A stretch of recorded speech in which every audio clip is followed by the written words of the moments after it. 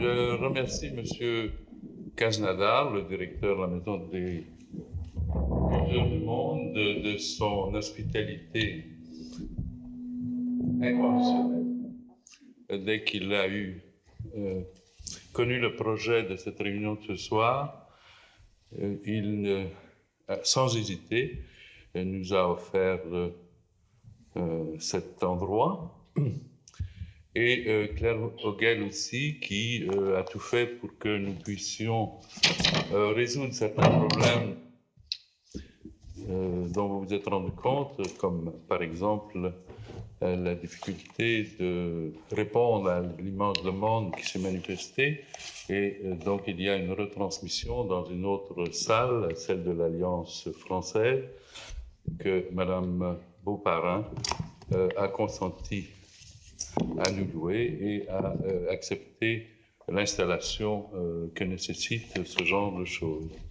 L'Institut des hautes études en psychanalyse a été créé à la suite des États généraux de la psychanalyse qui se sont tenus à Paris, à la Sorbonne, en l'an 2000, auquel Jacques Derrida a participé, et c'est pour donner suite à un vœu de Freud que des Hochschulus,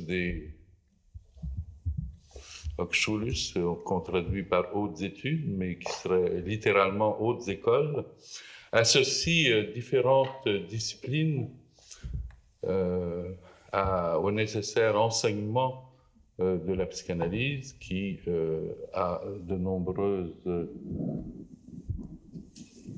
prolongements dans d'autres disciplines, et aussi en associant ces disciplines à la recherche.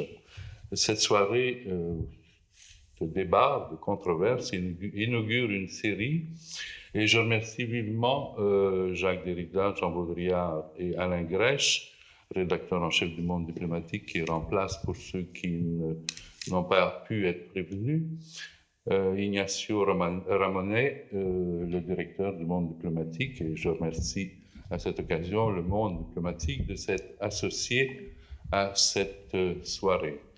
Le titre « Pourquoi la guerre ?» est un rappel de Freud, puisque c'est le titre qui avait été retenu pour la publication d'un échange de correspondance entre Einstein et lui, qui avait été fait à la demande de l'Institut de coopération intellectuelle de la Société des Nations en 1932. Et cet échange de correspondance a été publié l'année suivante, en 1933, et interdit de circulation en Allemagne.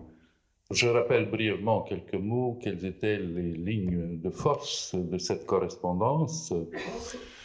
Il y avait déjà la nécessité qui était évoquée d'une instance supra-étatique qui puisse régler les conflits entre les nations, et ce qui impliquait déjà une limitation des souverainetés nationales et un pouvoir qui soit accordé à cette instance supra-étatique.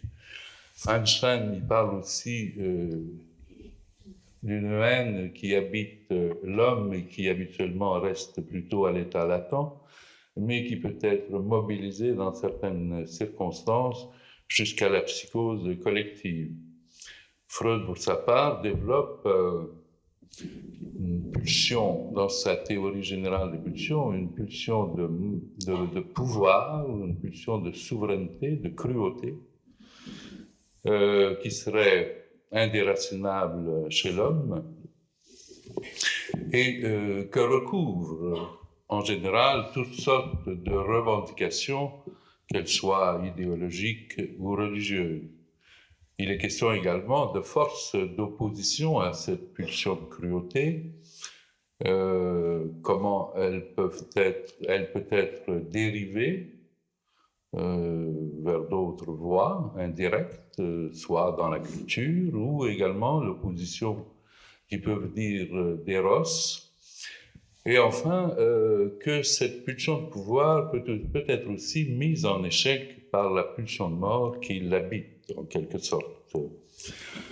Enfin, disons, pour le couple Entre le droit et la violence, Freud ne voit pas, quant à lui, d'opposition comme on le voit habituellement, traditionnellement, mais plutôt que le droit est lui-même violence, qu'ils sont donc que le droit est même par rapport à la justice à la fois hétérogène mais indissociable, et que la justice peut appeler la violence pour que le droit soit modifié. Il est aussi question de la raison, je crois qu'il sera question de la raison. Il est question de la raison au point où Freud rêve même d'une dictature de la raison. On peut dire que le vieux fantôme, la souveraineté État-national, sa fiction ontothéologique, a peut-être perdu un peu de sa crédibilité, mais reste néanmoins, comme vous le savez, solidement implantée, et qu'elle est, jusqu'à un certain point, nécessaire, voire à l'occasion un rempart. Je poserai à chacun de nos invités une question en introduisant brièvement ce dont il est question dans leurs derniers ouvrages. Ensuite, nous aurons un débat à cette table, et enfin, dans une troisième partie, vous pourrez bien entendu intervenir, soit de cette salle, soit de l'autre salle. Alors, Jean Baudrillard, ayant en mémoire votre intervention en 1991 sur la guerre du Golfe, je ne vous demanderai pas si cette nouvelle guerre aura lieu ou n'aura pas lieu, et si on pourrait dire que même si elle avait lieu, elle n'aurait pas lieu. Bien que la question d'avoir lieu garde toute son importance, qu'est-ce qu'un événement? Il en sera question, je pense, également. Et un lieu, puisque la localisation de ce qui aujourd'hui s'avère de moins en moins localisable pose problème, et devant une menace diffuse, difficilement localisable, un État se croit devoir déclarer la guerre, mais à qui, où, pourquoi, comment?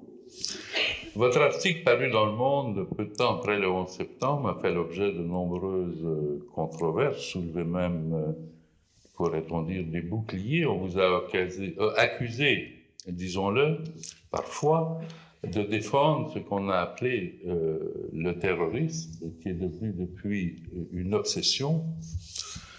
Et vous évoquez dans votre requiem pour les Twin Towers un fait assez troublant. On avait commandé à un artiste africain une œuvre qui devait être installée sur la dalle du World Trade Center. Et c'était une sculpture qui représentait l'artiste lui-même transpercé d'avions.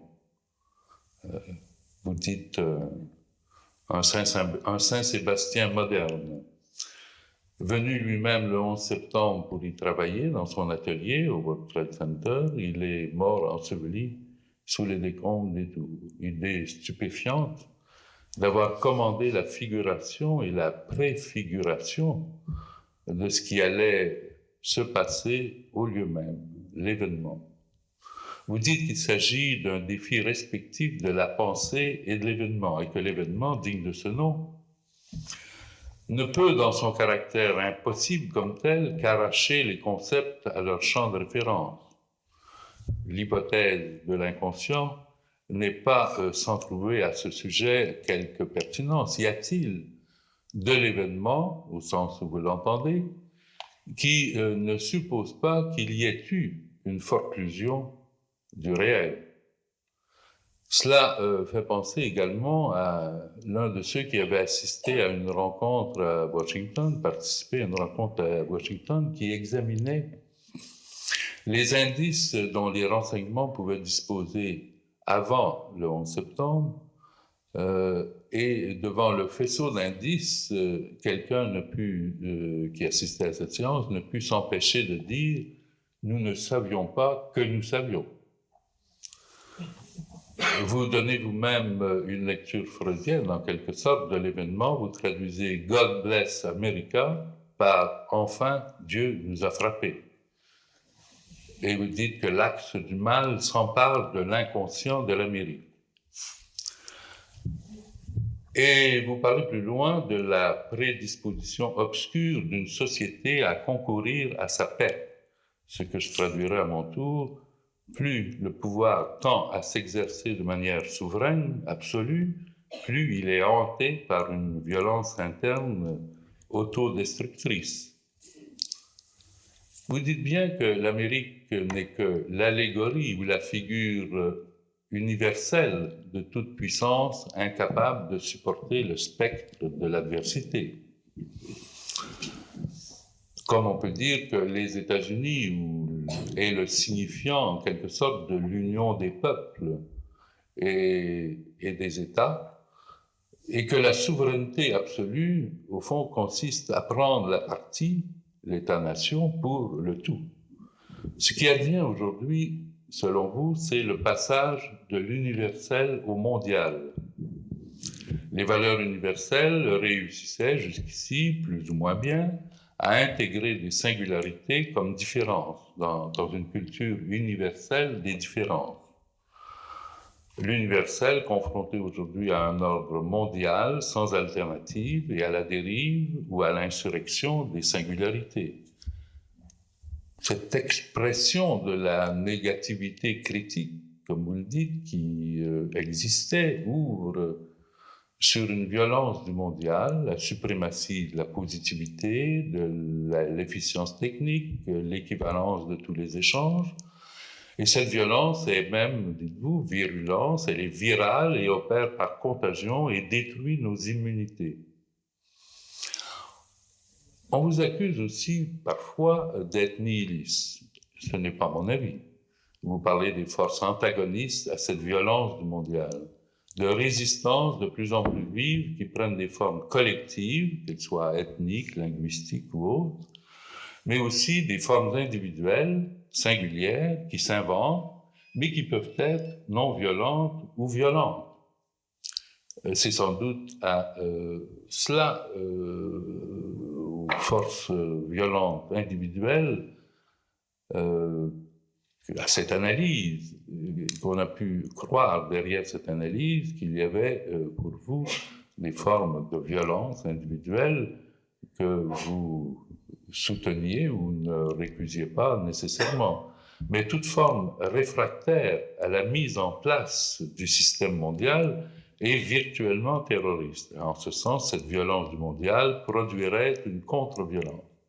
Et pour comprendre la haine envers l'Occident, j'en termine là-dessus, vous avancez une explication qui renverse les perspectives. Ce n'est pas la haine de ceux à qui on a tout pris et auxquels on n'a rien rendu, c'est la haine de ceux à qui on a tout donné sans qu'ils puissent le rendre. Autrement dit, c'est la haine de l'humiliation. La puissance mondiale, à son tour humiliée le 11 septembre, ne peut rendre ce qui lui a été infligé au plan symbolique. La guerre, dites-vous, ne répond pas à ce défi. Mais de ce point de vue, ne considérez-vous pas que la multiplication et la poursuite des inspections en Irak, qui exigent ouvertement l'obéissance, la soumission, ne constituent pas en elles-mêmes une humiliation? Et ne peut-on pas craindre que la réplique symbolique, dans ce cas, soit une spirale sans fin ou que la perspective de la guerre à laquelle le peuple irakien appelle à réagir avec fierté ne soit pas moins humiliante?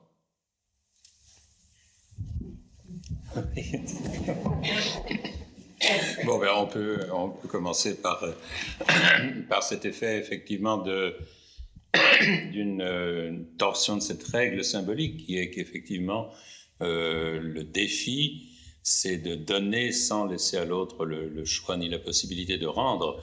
Et que là, s'il n'y a pas possibilité de rendre, effectivement, il y a possibilité d'une violence, d'une rétorsion violente, parce qu'il faut pouvoir rendre, sinon on est humilié, et alors là, on perd la face, c'est pire que la mort, quoi.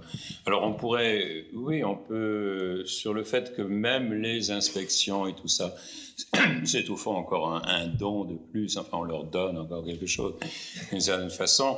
Et la problématique générale, je la crois vraiment, vraiment fondamentale, mais elle vaut aussi bien pour nous que pour tout le monde. Hein. Cette règle symbolique, il faudrait repartir tout simplement de l'histoire du maître et de l'esclave, mais très très rapidement. Hein. Le maître étant celui qui donne la vie à l'esclave, enfin qui laisse la vie à l'esclave, c'est au nom de ça qu'il est esclave, bien entendu. Il n'a pas le droit à sa propre mort. Hein. Et c'est ça qui fonde la supériorité du maître qui, lui, a droit de mettre en jeu sa vie et sa mort. Si l'esclave, d'une façon ou d'une autre, peut rendre sa mort, hein, c'est-à-dire donner sa mort, alors il prend la position du maître. Et si le maître, lui, pour une raison ou pour une autre, est incapable de mettre en jeu sa mort, se trouve incapable ou n'a plus envie de le faire, alors c'est lui qui tombe dans la position de l'esclave. Et ça, moi, ça m'a semblé dans l'événement du 11 septembre absolument clair, c'est-à-dire qu'on peut très bien dire, bon, l'Amérique, la puissance mondiale, encore une fois, l'Amérique étant allégorique dans cette histoire, l'Amérique ne peut pas mettre en jeu sa mort, c'est la théorie du zéro mort, c'est tout, c'est-à-dire la puissance mondiale est dans la position, dans la stratégie du zéro mort, grossièrement, c'est-à-dire elle tombe au niveau de l'esclave.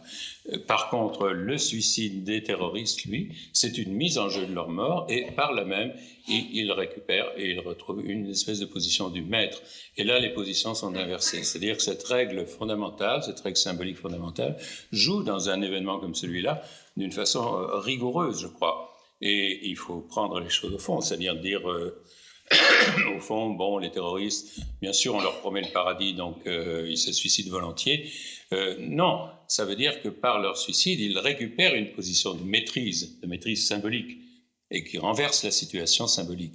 Et que là, l'humiliation passe du côté de l'Amérique ou de la puissance mondiale, encore une fois, quoi.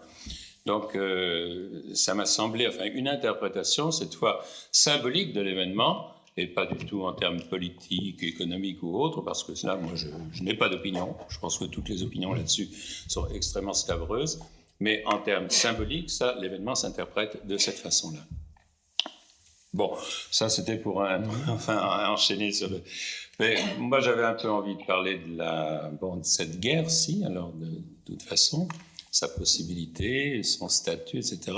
Et au fond, j'aimerais bien commencer par un paradoxe, il vaut mieux toujours commencer par un paradoxe, qui serait qu'il est absolument indifférent que cette guerre ait lieu ou n'ait pas lieu. Alors, quand on parle de guerre, évidemment, c'est pour être pour ou contre, évidemment, et alors, quelle que soit la générosité des opinions, et elles sont toutes généreuses d'ailleurs, qu'on soit pour ou qu'on soit contre, toutes les hypothèses sont généreuses, elles sont du côté de l'hypothèse du bien, hein, et j'aimerais faire un petit peu l'hypothèse du mal, c'est-à-dire une hypothèse ironique sur l'événement. Bon, ironique pas au sens de désinvolture vis-à-vis de la chose, ironique au sens d'interrogation sur le statut de la guerre, savoir ce qu'il en est de cette guerre. Alors, et là, je reviens au paradoxe qu'il est indifférent qu'elle ait lieu ou pas. Pourquoi ? Parce que c'est un événement secondaire. Pas au sens d'insignifiant non plus, bien sûr, parce qu'il y a des tas de conséquences sur des tas de plans, mais c'est un événement second. C'est-à-dire un événement de substitution, de rachat, de ravalement du seul événement fondamental qui a été en fait le 11 septembre. Donc c'est cette guerre, qu'elle ait lieu ou qu'elle n'ait pas lieu, c'est un événement ou un non-événement fantoche, hein, qui n'existe que par un effet de substitution. On voit bien comment les Américains ont tenté, relativement réussi, de substituer Ben Laden. Bon, Ben Laden avec ce qu'il représente, sa puissance mythologique, tout ce qu'on voudra, substituer quand même un personnage majeur, lui substituer un fantoche, c'est-à-dire Saddam Hussein. On a substitué un objectif fantoche. Et d'une certaine façon, on veut effacer Ben Laden, qui n'est pas mort, il a disparu. C'est pire, bien entendu, même sa disparition est en quelque sorte ironique. Bon, il n'a pas disparu. Mais on veut effacer de la même façon le 11 septembre, qui, lui non plus, c'est un événement qui n'a pas disparu, bien entendu, qui surplombe encore toute l'actualité, c'est sûr. Et la guerre serait-elle jouée et gagnée, que bien entendu, le 11 septembre reste ineffaçable, justement en termes d'humiliation, celle dont on parlait tout à l'heure. Donc, par rapport au 11 septembre, cette guerre est un événement bidon. C'est-à-dire, elle est là à la place d'autre chose. C'est une sorte d'immense mystification. Avec le 11 septembre, c'est vrai que c'est ouvert une espèce d'immense travail de deuil, hein, dont on ne viendra sans doute pas à bout, et en même temps un immense travail de contraception, je dirais, c'est-à-dire faire rétrospectivement que le 11 septembre n'ait pas existé. Alors, on peut tirer de là, enfin, beaucoup de choses, parce que si la guerre n'est pas un événement, au sens fort de l'événement, je veux dire, que le seul événement, c'est celui du 11 septembre, on a affaire en fait à deux péripéties vraiment radicalement opposées, entre la guerre et le 11 septembre. Une opposition radicale qu'on pourrait d'ailleurs recouper avec celle peut-être du virtuel et de l'événementiel contre le virtuel. Le 11 septembre, c'est un événement parfaitement impossible. Il est pensé comme impossible. Et ce n'est pas les films catastrophes qui ont précédé l'événement qui constituent un précédent ni une inspiration à l'acte, etc. Pas du tout, il n'y a pas de référence. Cet événement, il se réalise avant d'être possible. Il est de l'ordre de l'imprévisible, radical. Et là, on retrouve un petit peu quelque chose du... Bon, on peut introduire rapidement cette métaphysique, ce paradoxe métaphysique du temps. Chez Bergson, on le trouve, où les choses ne sont possibles, ne deviennent possibles que quand elles ont eu lieu. Elles ne sont pas possibles d'abord et ensuite elles prennent acte, elles prennent lieu. Non, elles ne deviennent possibles que rétrospectivement à partir du moment où elles ont eu lieu. Et c'est valable d'ailleurs pour la guerre elle-même. Pour l'instant, elle est impossible. Cette guerre est impossible. Après coup, elle deviendra possible. Mais il sera trop tard. Bon. Cependant, la différence est radicale car la guerre, elle, a été tellement prévue, au contraire du 11 septembre, a été tellement prévue, anticipée, programmée, etc., qu'au fond, elle n'a même plus besoin d'avoir lieu. À la limite, c'est vrai qu'elle ait lieu ou qu'elle n'ait pas lieu, là aussi, c'est relativement indifférent. C'était chez Svevo qui racontait comme ça comment il avait rêvé qu'il était devenu un grand écrivain, qu'il avait un succès fou, qu'il avait beaucoup de 100 000 exemplaires, il vendait, etc. Il avait rêvé tout ça dans les moindres détails. Et quand il se réveille, il se dit, bon, bien, un événement qu'on peut décrire avec une telle exactitude, ça n'a pas besoin d'avoir lieu. Et en même temps, si elle a lieu réellement, eh bien, elle aura déjà eu lieu virtuellement. Elle a déjà lieu virtuellement. Ça ne sera donc pas un événement au sens propre. Le réel ici n'est qu'à l'horizon du virtuel. Le réel, l'acte réel, n'arrive que comme terminal, au fond, du processus virtuel. Et c'est plutôt le non-événement qui est à la conclusion des choses.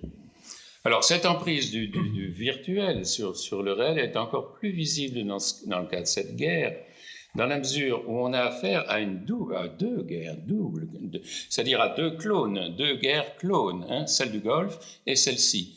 C'est encore plus virtuel, ça se redouble. Et Bush, bien entendu, comme clone de son père aussi, évidemment. Donc, on a affaire à deux événements clones de part et d'autre d'un événement majeur, crucial, qui est le 11 septembre.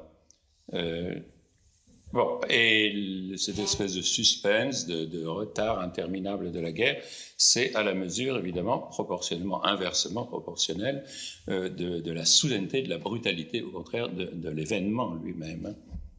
Donc, il me semble une analyse.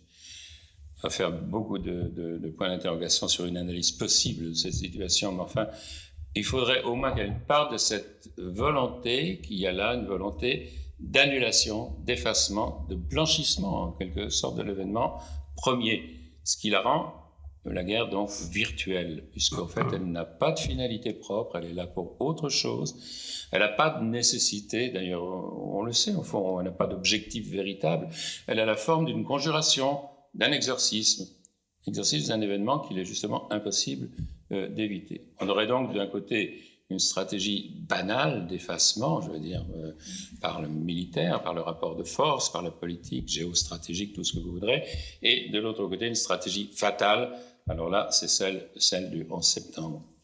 Ce qui fait évidemment que cette guerre, d'ores et déjà, elle est interminable, avant même d'avoir commencé, évidemment. En fait, elle ouvre l'éventualité d'une guerre infinie qui n'aura jamais lieu, qui ne finira jamais parce qu'elle n'a jamais commencé.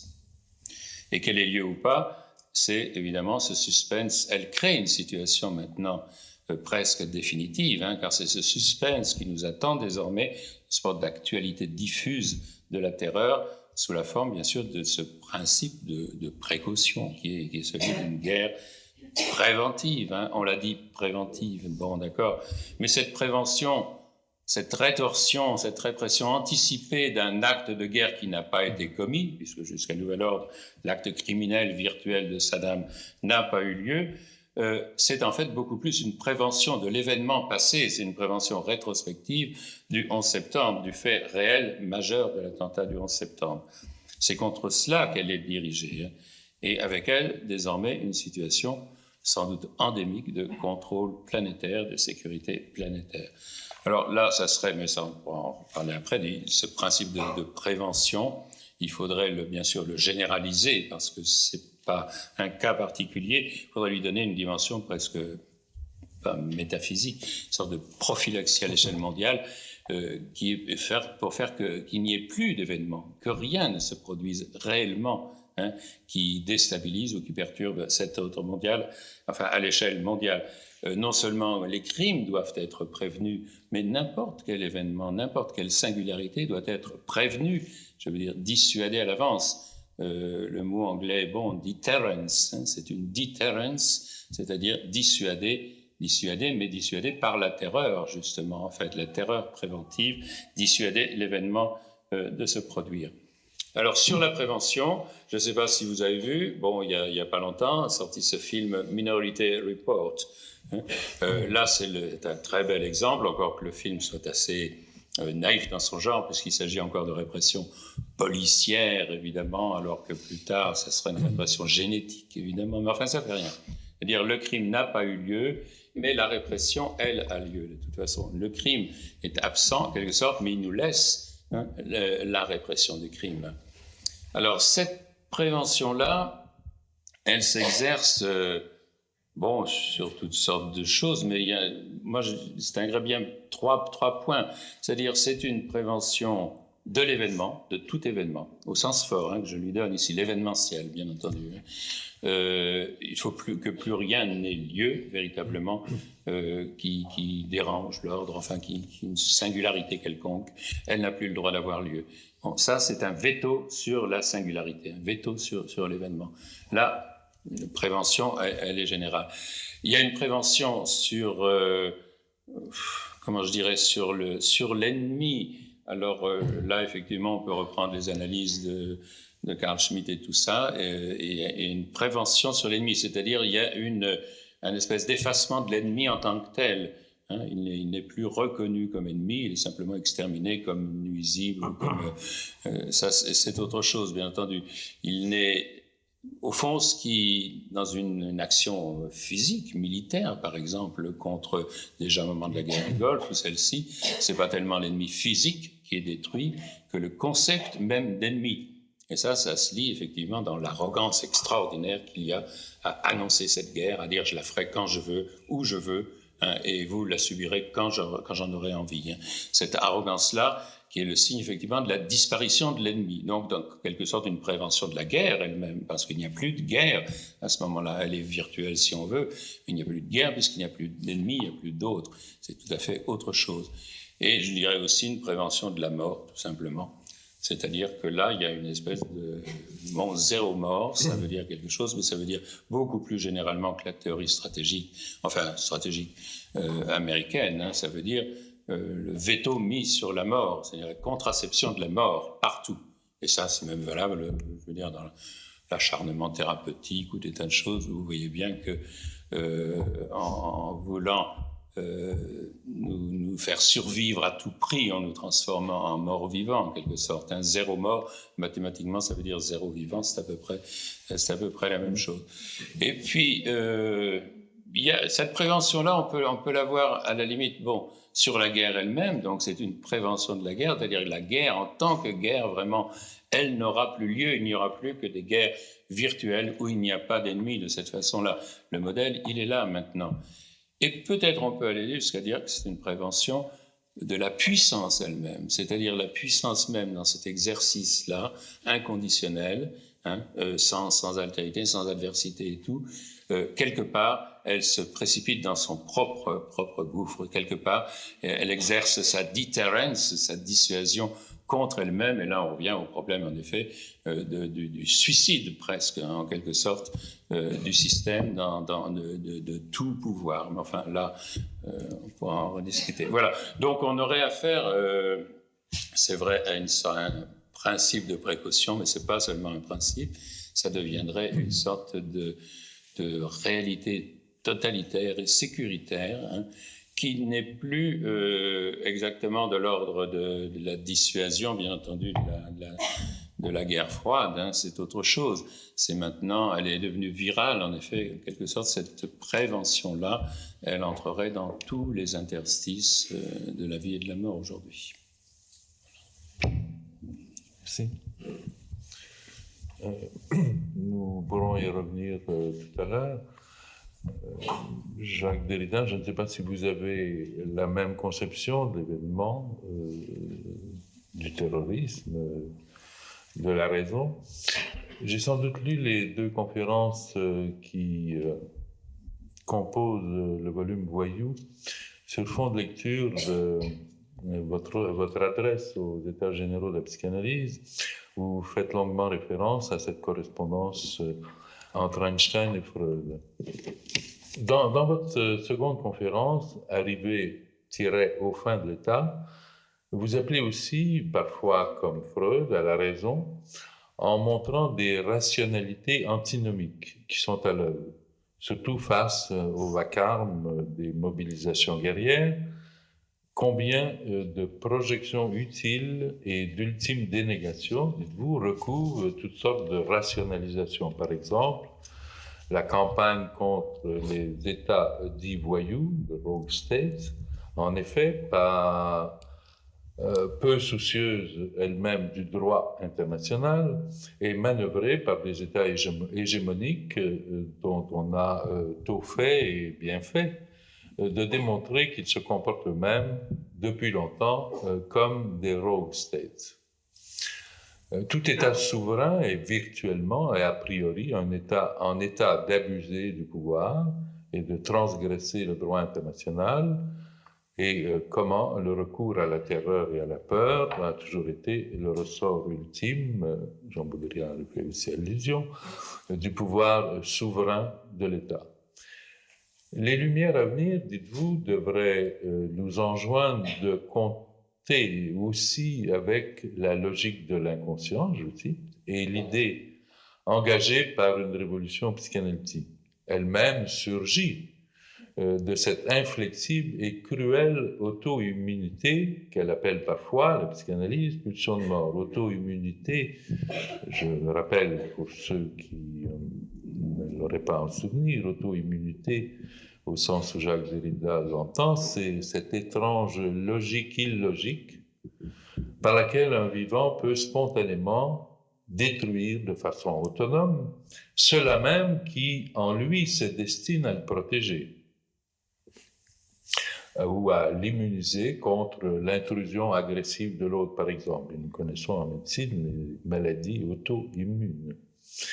C'est donc au nom de cette raison telle qu'elle n'a pas encore été pensée, que vous pensez, cette raison que vous essayez de penser, qu'il est nécessaire de remettre en cause une logique de la souveraineté État national, avec son principe d'indivisibilité, son droit à l'exception, son droit de suspendre le droit, et l'indéniable ontothéologie qui fonde même, qui la fonde, cette souveraineté, et même en régime démocratique. C'est d'ailleurs au nom de la démocratie, d'une démocratie à venir, que vous critiquez l'idée de démocratie, son concept, son histoire et même son nom, que vous incitez à penser que une extension du démocratique au-delà de la souveraineté État national, au-delà de la citoyenneté, qui sans abolir toute référence à la souveraineté, peut même être dans certaines circonstances un rempart à d'autres hégémonies, la souveraineté, invente cette extension, oui, au-delà de la souveraineté, du démocratique, invente de nouveaux partages et de nouvelles divisibilités de la souveraineté. Vous développez donc une autre pensée de l'événement, unique, imprévisible, sans horizon, une maîtrise non maîtrisable, pas tellement peut-être différent à cet égard de ce que vient de dire Jean Baudrillard, qui n'est dans aucune performativité conventionnelle et consensuelle. Et à cet égard, vous ne qualifieriez pas le 11 septembre d'événement à proprement parler, vous non plus, dont vous dites qu'il était prétendument imprévisible et participait peut-être de quelques consentements auto-immunitaires.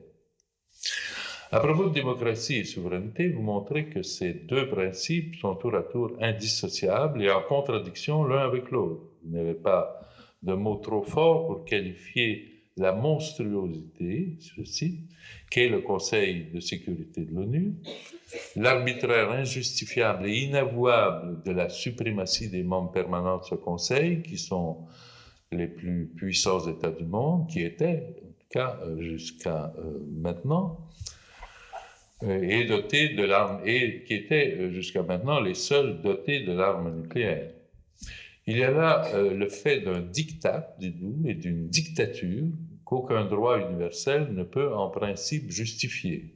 On peut se demander quelle légitimité peut être accordée à toute décision d'intervention en Irak, avec ou sans l'aval du Conseil de sécurité, comme pour toute intervention dont les États-Unis ont pu dire qu'elle pouvait se faire sans l'accord préalable de l'ONU chaque fois que leurs intérêts vitaux étaient menacés. En anglais, ensuring unlimited access to key markets, energy supplies and strategic resources. Votre hypothèse, depuis la fin de la guerre froide, où deux superpuissances surarmées, membres fondateurs du Conseil de sécurité, croyaient pouvoir faire régner l'ordre dans le monde par un équilibre de la terreur, tous les efforts pour identifier des États terroristes ou voyous ne sont en fait, tous ces efforts pour identifier ces États ne sont que des rationalisations destinées à dénier que l'angoisse absolue, la panique ou la terreur devant le fait que la menace absolue ne peut plus procéder ou rester sans le contrôle de quelque État, pour ne pas dire des seuls États faisant partie du Conseil de sécurité et ayant droit de veto.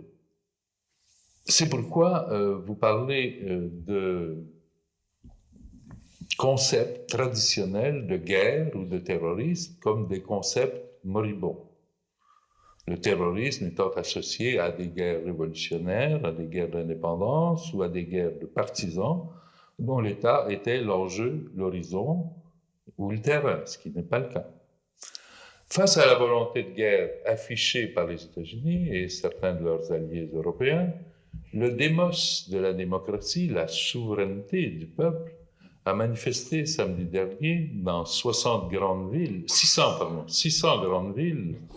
réunissant près de 10 millions de personnes, une mondialisation du refus sans armes, désarmée et désarmante, et la diffusion de ces images à travers le monde introduit en quelque sorte un débat politique planétaire sans précédent, qui met certains représentants de pays alignés sur la politique de la superpuissance en contradiction avec leur peuple. Mais toute souveraineté, même celle du peuple en démocratie, est soumise aussi à un processus auto-immunitaire. Cela s'est vu où l'agression interne qu'elle contient se retourne contre elle-même. Peut-elle, selon vous, aujourd'hui, entamer la souveraineté de la puissance dominante, ou celle de l'ONU, et celle même en particulier du Conseil de sécurité? Où se trouve la raison dont vous parlez, et c'est une raison, selon ma lecture, qui est une raison au-delà du principe traditionnel de raison, c'est-à-dire une raison qui tient compte de l'inconscient, une raison qui transige, dites-vous, et c'est peut-être là le plus difficile, entre d'un côté l'exigence raisonnée du calcul et de la conditionnalité, et de l'autre côté l'exigence intransigeante, c'est-à-dire non négociable, l'incalculable inconditionnel. Une rationalité qui tient compte de l'incalculable, mais pour en rendre compte. Une raison en vérité dans l'aporie d'un au-delà de souveraine cruauté. Peut-on raisonnablement s'attendre à la venue au jour d'une telle raison? Merci.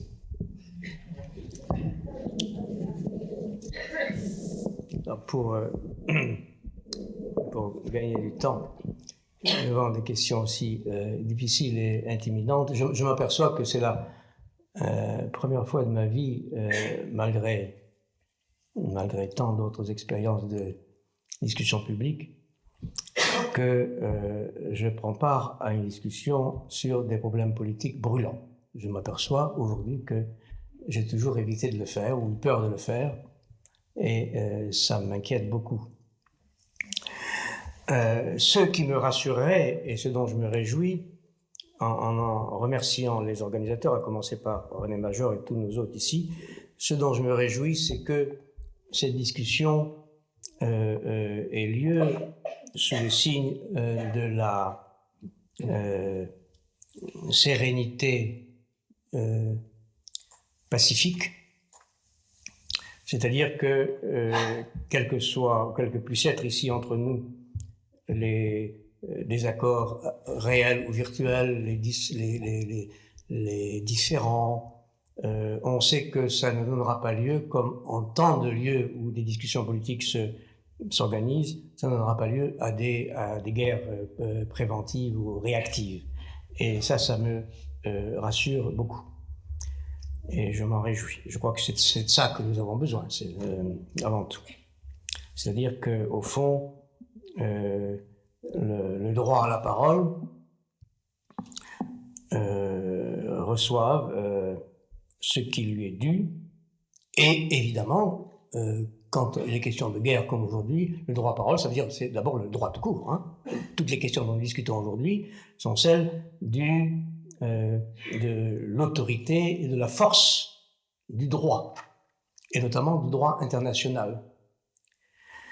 Alors je vais essayer de répondre dans un ordre plutôt incertain aux questions que René Major vient de me poser, tout en ne me privant pas de faire écho à ce qu'a dit Jean Baudrillard tout à l'heure. Et comme toujours, je me sens à la fois très proche de Jean Baudrillard, et pourtant cette proximité n'est pas sans se laisser inquiéter par des questions difficiles. Une autre chose dont je me réjouis avant de commencer, c'est que grâce à l'initiative de René Major, pour appeler ça d'un mot très rapide, la question psychanalytique, la dimension psychanalytique, le droit à la psychanalyse, veille aussi sur la logique de nos discours. C'est que nous n'excluons pas la logique de l'inconscient de tous ceux dont nous allons parler. Et cela a déjà commencé avec René Major et Jean Baudrillard. Je commence par la fin, comme Jean Baudrillard l'a fait tout à l'heure, par la question des manifestations. Pour rester au plus proche de ce qu'on appelle l'actualité, René Major nous a demandé si dans les dernières manifestations d'hier, d'avant-hier, manifestations qui ont réuni des millions et des millions de personnes dans des centaines de villes, et des personnes qu'il a surnommées, peut-être un peu vite, le démos, avaient une chance de changer le cours de l'histoire, d'interrompre un mouvement apparemment irréversible déjà en route, et de faire réfléchir ceux qui gouvernent. Et il a ajouté, avec beaucoup de justesse, que ce qui comptait là, ça n'était pas seulement les millions de personnes physiques qui sont descendues dans les rues, notamment, et de façon encore plus sensible, dans les rues de certains pays dont les gouvernements s'étaient rangés aux côtés des États-Unis, je veux dire l'Angleterre, l'Italie et l'Espagne, où là, le peuple, comme on dit, a manifesté encore plus qu'en France et qu'en Allemagne. il a bien fait de marquer que ce qui était important, ce n'était pas seulement la démonstration physique, la manifestation physique de ces populations marquant leur désaccord avec leur gouvernement, c'était aussi la possibilité pour ces manifestations d'être télévisées, d'être immédiatement par des réseaux de communication virtuelle mondialisés, de telle sorte qu'on pouvait espérer que à la Maison-Blanche, par exemple, devant la quasi-unanimité, ce qui s'est rarement produit dans l'histoire, la quasi-unanimité de l'humanité, des populations mondiales représentées par ces manifestants, s'opposer, comme une immense opinion publique, à la guerre en marche, à la décision quasiment prise de faire la guerre, je reviendrai sur ce mot de guerre tout à l'heure, de faire la guerre au besoin par décision unilatérale. Eh bien, puisque une de nos questions est celle de la souveraineté, je rappellerai cette évidence, heureuse ou malheureuse, que Bush peut se moquer, il l'a déjà dit d'ailleurs, dès aujourd'hui ou hier, qu'il se moquait, qu'il n'était pas impressionné par ces manifestations. Blair, apparemment, point d'avantage, parce que, en droit, des manifestations populaires n'entament pas la souveraineté de droit, c'est-à-dire que des gouvernements élus, sans même parler de dictature, des gouvernements démocratiquement élus, ne sont pas engagés par une opinion publique. Ils peuvent en tenir le compte qu'ils veulent, qu'ils peuvent, mais en principe, une manifestation ne vaut pas un vote, ni un vote dans un pays, ni un vote à une assemblée telle que l'ONU ou le Conseil de sécurité. Par conséquent, nous avons là affaire à deux ordres, et la détermination populaire, si impressionnante qu'elle soit, ne peut pas, parce qu'elle lui est hétérogène, ne peut pas mordre sur ce qu'on appelle la souveraineté, en droit. De ce point de vue-là, je ne suis pas sûr que je souscrirai sans aucune nuance, sans réserve, à ce qu'a dit Jean Baudrillard sur les deux guerres colonnes de la guerre du Golfe et la guerre, celle-ci, celle qui s'annonce, et qui n'aurait pas davantage lieu que la précédente. Quant à cet avoir lieu de la guerre, je ne veux pas abuser d'un pathos facile, mais tout en comprenant bien ce que veut, je crois, ce que veut dire Jean Baudrillard dans sa proposition provocante, selon laquelle la guerre n'a pas eu lieu et la guerre à venir n'aura pas lieu, tout en comprenant bien ce qu'il entend dire par là, je résiste à cette proposition, non pas simplement, c'est ce que j'appelle le pathos, parce que le signe que ces guerres ont eu lieu, comme le 11 septembre, ce sont d'abord les morts, indéniables, les milliers de morts, les milliers et milliers de malades, non seulement du côté de la population irakienne, mais du côté même des soldats qui se sont engagés dans la guerre du Golfe. Donc j'aurais toujours du mal à dire simplement que cette guerre n'a pas eu lieu. Qu'elle n'ait pas eu lieu comme guerre, c'est autre chose. Que ça n'ait pas eu lieu comme guerre, c'est autre chose. Parce que, effectivement, là, nous avons affaire au concept de guerre, dont je dirais un mot tout à l'heure. Je crois qu'en effet, en tant que guerre, ça n'a pas eu lieu. Ce qui a eu lieu quelque chose qu'on n'a plus le droit d'appeler guerre, comme ce qui aura lieu ou aurait lieu demain en Irak,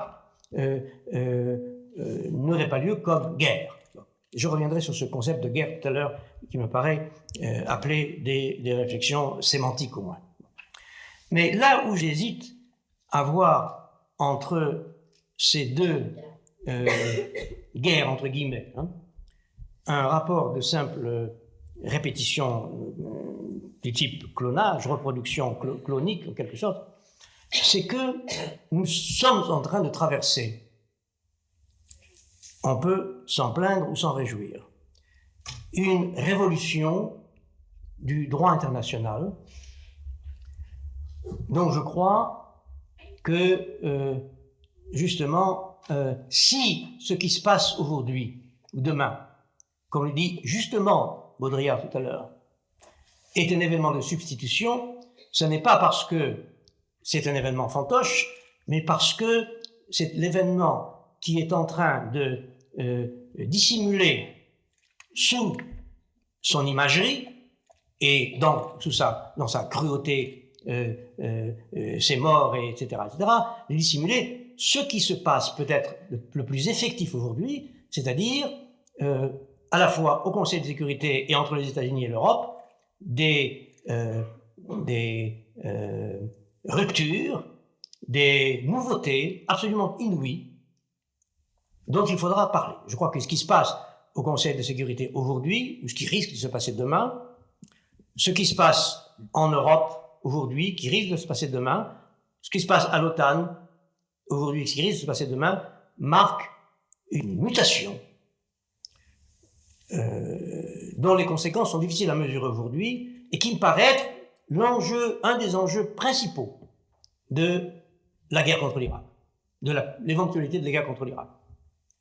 Jamais on a vu au Conseil de sécurité cette institution étrange dont René Major rappelait tout à l'heure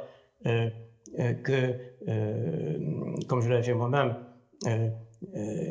quelle que soit son utilité, il rassemblait comme institution d'après la guerre mondiale les vainqueurs de la guerre mondiale, armés, tout-puissants et armés d'armes de destruction massive dont on s'inquiète tellement aujourd'hui, à savoir l'arme nucléaire, avec un droit de veto, c'est-à-dire que ce Conseil de sécurité était en effet le souverain absolu dans le champ, dans la logique du droit international, et qu'aujourd'hui, parmi les alliés traditionnels qui siègent au Conseil de sécurité, il y ait au moins virtuellement la rupture que nous savons. C'est-à-dire que la menace d'un droit de veto, une majorité, mettons France, Chine, Russie, contre les États-Unis, c'est-à-dire contre l'hyperpuissance mondiale déterminée à faire la guerre, ça c'est une nouveauté considérable. Je ne sais pas quel en est l'avenir, mais c'est une nouveauté considérable. Contre l'Europe, à travers ses tâtonnements et son devenir, son élargissement hasardeux, etc., contre l'Europe, les États-Unis se produisent l'affrontement en cours, c'est une nouveauté considérable. Et je crois que la question irakienne peut en effet, si grave qu'elle soit en elle-même, je vais y revenir, peut dissimuler que l'enjeu, le tournant est là. Le tournant est dans le droit international, dans la structure du Conseil de sécurité. Je suppose qu'un jour, mais je ne sais pas si ça prendra des générations ou non, cette institution internationale changera de nature et de structure et de constitution. Personnellement, je crois que c'est une bonne chose qu'il y ait l'ONU et même le Conseil de sécurité, mais je pense également que la façon dont ces institutions fonctionnent, leur impuissance, l'incapacité où elles sont d'appliquer le droit qu'elles disent, en quelque sorte, l'absence de force autonome au service de ces institutions internationales, comme l'absence de force autonome au service de l'Europe en train de se faire. Tout cela est évidemment une carence dont je crois que la crise actuelle, la crise, c'est plus qu'une crise, que le séisme actuel devra, à une échéance qu'on ne peut pas prévoir, devra changer quelque chose. Alors, si je crois que les deux guerres, celle qui a eu lieu, la guerre du Golfe, celle qui n'a pas encore eu lieu et qui peut avoir lieu demain, ne sont pas la même, c'est pour plusieurs raisons. D'abord, parce qu'il y avait, du point de vue du droit international, sur quoi je voudrais insister encore, une différence fondamentale, à savoir que la bonne conscience de ceux qui représentaient le droit international en 91 était assurée par le fait que l'Irak avait violé une souveraineté, avait violé la souveraineté du Koweït. Et là, le cas était clair et distinct. Il y avait eu une breach, comme on dit, une violation patente du droit international aucun problème. D'ailleurs, tout le monde avait suivi. C'est pourquoi la France, le Conseil de sécurité, l'ONU avaient suivi comme un seul homme. Aujourd'hui, rien de tel ne se produit.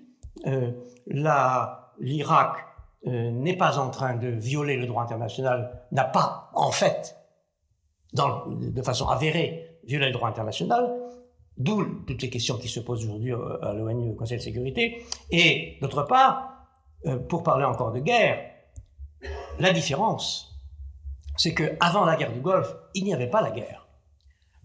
Avant la guerre de demain, il y a déjà la guerre. Il ne faut pas oublier que la guerre est en cours, que le territoire irakien est occupé dans une partie nord, que les inspecteurs et les avions sillonnent le territoire aérien et terrestre de l'Irak, que des bombardements ont lieu tous les jours en Irak, que cette chose extraordinaire qu'est, du point de vue de la souveraineté, la présence permanente d'inspecteurs qui ont le droit, autorisé par les instances les plus hautes du droit international, ont le droit d'inspecter partout, de se promener en Irak comme chez eux. Tout cela, naturellement, peut être interprété comme une guerre en cours. Quel autre pays accepterait que des inspecteurs aidés d'avions aient le droit de se rendre où ils le veulent, de prétendre interroger qui ils veulent sur le territoire? Tout ça est quand même, on oublie le caractère. Je ne dis pas ça, il va de soi. Je préfère prendre cette précaution pour que des gens pressés ne se précipitent pas pour faire de moi un partisan de Saddam Hussein, n'est-ce pas? Je pense que les choses sont claires. Quel pays accepterait cette humiliation et cet abandon de souveraineté? Toutes les allégations selon lesquelles non seulement l'Irak disposerait d'armes de destruction massive, pour le nucléaire, il est avéré que c'est pas le cas. Pour le biologique et le bactériologique, n'importe quel pays peut en disposer sans que personne n'aille inspecter ni fouiller. Et d'autre part, l'allégation selon laquelle il y a entre l'Irak et la figure majeure du terrorisme dit international, c'est-à-dire Al-Qaïda, une collusion est quelque chose qui non seulement est improbable, mais qui, si on en suivait la logique, conduirait à attaquer non pas l'Irak, mais le Pakistan. Il est évident, les liens, l'installation des bases Al-Qaïda au Pakistan sont avérés. Le Pakistan dispose de l'arme nucléaire. Pourquoi, par conséquent, s'en prendre à l'Irak plutôt qu'au Pakistan? Du point de vue de la logique et de l'argumentaire de Washington, ça ne tient pas une seconde. Donc, l'enjeu est évidemment ailleurs, comme chacun le sait. Et alors là, je crois que, puisque les concepts d'avoir lieu, d'événements, de virtualité, d'actualité, sont des concepts très opératoires, très utiles dans ce dont nous débattons ici, il y a on peut donner deux noms à ce qui, dans ce champ géopolitique, historico-politique, ne se laisse pas virtualiser. Il y a deux choses qui ne se laissent pas virtualiser. Il y a la mort, la souffrance, qu'il s'agisse de la mort des victimes irakiennes, des soldats qui continuent à souffrir de choses de type nucléaire. On sait très bien, il y en a beaucoup aux États-Unis et en France, que ce soit des victimes du 11 septembre, la mort ne se laisse pas virtualiser. Et puis, il y a le pétrole, c'est-à-dire la territorialisation. Le pétrole se virtualise.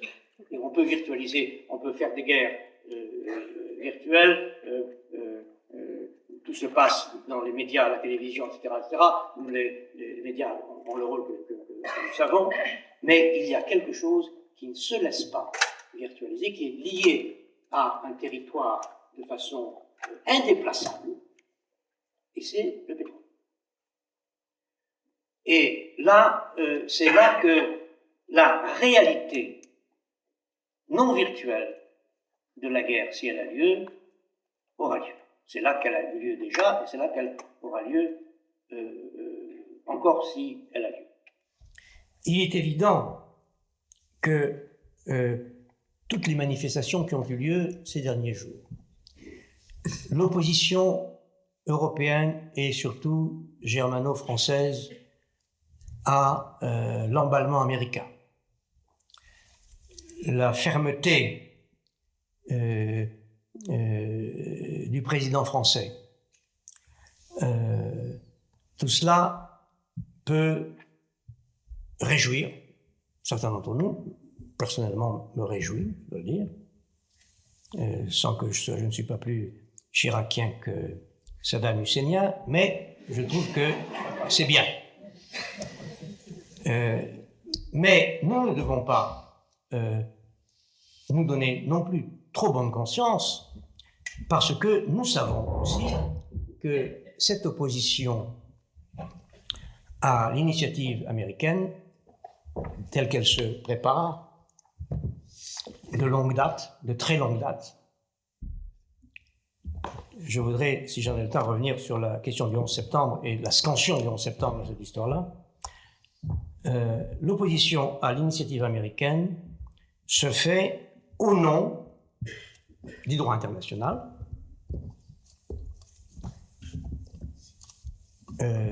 On sait, il faut rappeler ces évidences, ces axiomes des Nations Unies et du Conseil de sécurité. Les Nations Unies, depuis leur institution, ont condamné toute guerre, toute agression, sauf dans les cas dits de légitime défense.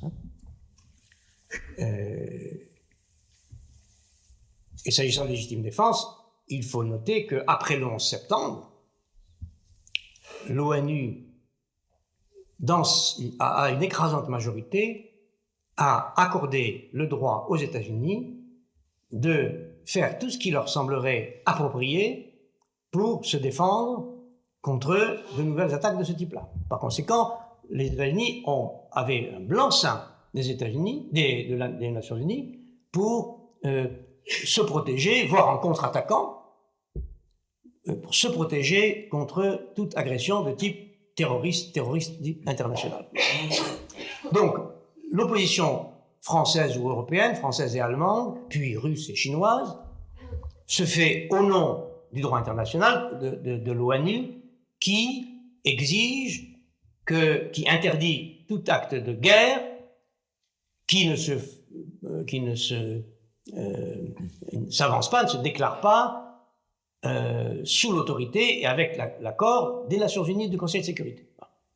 Donc, Chirac dit, tant que le Conseil de sécurité n'en a pas décidé ainsi, tant qu'il n'y a pas une résolution autorisant les États-Unis et leurs alliés à entrer en guerre, aucune action unilatérale ne sera légitime. Donc, principe de droit, bonne conscience juridique et indéniablement justifié.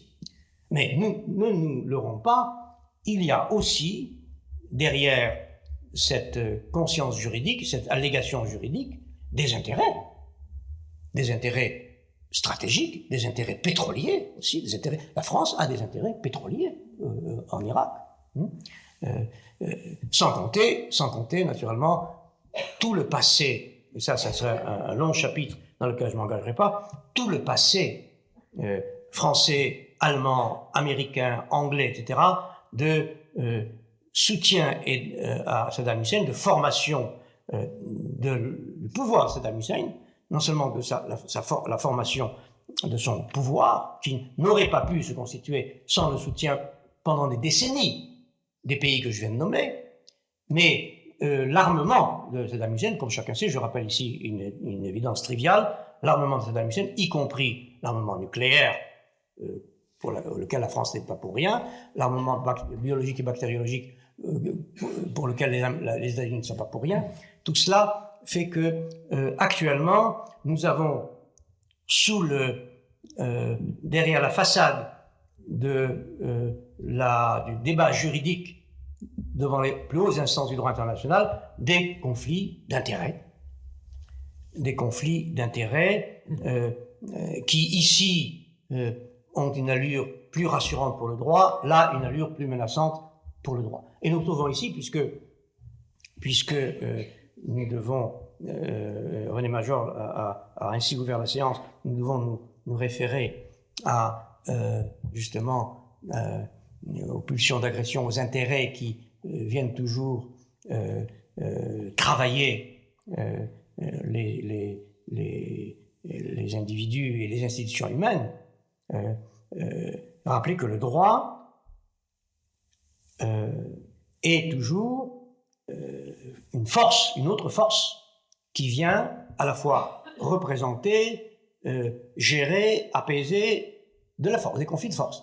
Le droit n'est pas, ne rompt pas avec la force, d'abord parce qu'il appartient au concept de droit dans sa tradition européenne la plus canonique, la plus ancienne. Il appartient au concept de droit de disposer de la force. Il n'y a pas de droit sans force. Kant démontre ça très bien. Un droit sans force n'est pas un droit. Donc, il n'y a pas entre la force et le droit de rupture. Et actuellement, sous les débats de droit, se cachent des conflits d'intérêts de toutes sortes. Toutes sortes. Naturellement, comme Freud le dit plus d'une fois, ce qu'il appelait la culture, la civilisation, ça consiste non pas à mettre fin aux pulsions destructrices ou aux pulsions cruelles, mais à en adoucir ou à en différer le déchaînement. Le droit n'est qu'une manière d'adoucir la violence. Il y a un mot en allemand qui est Gewalt, qui veut dire à la fois la force, la violence, mais aussi le droit, l'autorité de droit. Pas Gewalt, c'est ça. Mais la Gewalt juridique n'est qu'une figure d'une Gewalt pré-juridique.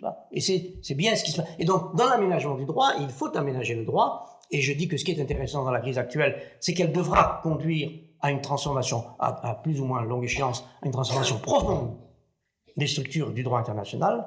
Mais le droit international, dans la meilleure hypothèse, ne fera que organiser des rapports de force dans un contexte donné, compte tenu des forces et des souverainetés en jeu. Quant à l'auto-immunité, je fais des réponses trop longues, non? Non. Nous ne sommes pas à la télévision. Je veux dire 3 mots encore et je m'arrête. L'auto-immunité, bon, c'est oserais-je dire un concept, en tout cas un schéma dont je sens de plus en plus la nécessité. On pourrait l'appliquer ici sur tous les exemples, qu'il s'agisse des suicides, des opérations suicides en Israël. Quand je dis en Israël, je veux dire aussi bien du côté de ce qu'on appelle les terroristes qui vont se faire sauter avec une bombe, que du côté israélien, où il y a autant de suicides, à mon avis, de pulsions suicidaires. Bon. En tout cas, l'auto-immunité, qu'on la cherche, qu'on la trouve du côté des suicides comme tels, ou qu'on la trouve, par exemple, aux États-Unis, du côté de la transformation de la démocratie. Les États-Unis sont en train de défendre la démocratie. C'est ça le discours. Ils sont une grande démocratie. Personne d'ailleurs ne peut sérieusement nier que les États-Unis soient aussi une grande démocratie. Quelles que soient mes réserves, mes objections, mon hostilité à la politique de Bush ou à la politique de bien des administrations américaines, je ne voudrais pas dénier ici que les États-Unis restent une démocratie incomparable au régime auquel ils prétendent s'attaquer. Il ne faut pas oublier, quelle que soit notre hostilité à l'administration Bush, qu'on peut, aux États-Unis, encore manifester, s'opposer à la guerre, sous des formes où il n'est pas possible de le faire en Irak et dans d'autres pays analogues. Ça, ne l'oublions jamais. D'autre part, Bush est président élu dans des conditions extrêmement, d'ailleurs, problématiques. Et on peut se demander ce qui se serait passé si Gore avait été élu. Je n'ai pas d'hypothèse sûre à ce sujet, mais en tout cas, n'oublions pas cela. En tout cas, Bush est là pour 1 an ou 2. Hein. Et puis, on est déjà en campagne électorale. Donc, n'oublions jamais cela. C'est comme en Israël, quelles que soient mes réserves profondes et radicales à l'égard de la politique israélienne, je ne peux pas ne pas reconnaître qu'il y a une formalité démocratique dans ce pays qu'il n'y a pas dans beaucoup de pays voisins. Alors, ce qui se passe actuellement du point de vue de l'auto-immunité, c'est que l'administration Bush est en train, au nom de la démocratie qu'il prétend défendre, de menacer, comme cela a rarement été le cas, la vie démocratique aux États-Unis. Cela ne se sait pas assez en France, mais actuellement, je connais bien des Américains qui considèrent que la période qui s'ouvre aux États-Unis est pire, ou risque d'être pire que le macartisme. Et je pourrais vous donner des exemples de ces phénomènes-là où la liberté de parole, la liberté d'opinion commence à être sérieusement menacée, sans parler des gens emprisonnés sans procès, sans avocat. Voilà. Beaucoup d'indices qui laissent penser que la vie démocratique aux États-Unis est menacée à cause justement de l'état de guerre dans lequel l'administration Bush l'a installé. Ça, c'est de l'auto-immunité, n'est-ce pas? On nuit à la démocratie au nom de la démocratie. Alors, 2 mots encore sur la guerre et le terrorisme, et je m'arrête. Je crois que ces mots-là sont désormais à bannir ou à ne prendre qu'avec les pincettes de guillemets. La guerre d'abord, je me réfère ici à ce qu'on appelle le concept de guerre, qui est un concept défini dans une tradition de droit européen impliquant la souveraineté d'un État déclarant la guerre à un autre État. Là où une agression ne passe pas par une déclaration de guerre d'un État souverain à un État souverain, il n'y a pas de guerre. Et du point de vue là, la guerre du Golfe n'était pas une guerre. Et ce qui s'annonce maintenant ne sera pas une guerre. Et naturellement, ce que la gesticulation de Bush tente à accréditer, c'est que comme il n'y a plus d'ennemis qui aient une forme étatique, comme Al-Qaïda, comme les terroristes ne sont plus des États, même si on cherche quels sont les États qui les hébergent en quelque sorte, qui les soutiennent, ce ne sont plus des États. Il s'agit d'identifier un État, c'est-à-dire une entité politique nommée ou surnommée État, à savoir l'Irak, contre lequel on va partir en guerre. Et aux États-Unis, le mot de guerre, évidemment, moi je l'ai vu quand j'ai passé quelques semaines aux États-Unis, il y a 1 an, il y a déjà 2 ans, c'était toujours la guerre, war against terrorism, war, la guerre. Hein. Et donc on feint d'avoir affaire à un État là où il n'y a plus d'État. Et l'angoisse qui étreint la conscience ou l'inconscient de l'Occident, à commencer par les États-Unis, c'est justement qu'il n'est même plus possible de faire la guerre parce qu'il n'y a plus d'État. On ne sait plus à qui. On ne sait plus à qui on a affaire et qui on attaque. De même que et cette angoisse, c'est aussi, elle est des mêmes types que celle qui a étreint non seulement les Américains, mais le monde entier, et même les ennemis des États-Unis, le 11 septembre. Ce n'est pas le fait qu'il y ait eu 3500 ou 4000 personnes mortes. Ça, d'abord, ça arrive. C'est arrivé souvent, et ça arrive encore bien souvent dans le monde sans que ça émeuve tellement. Hein.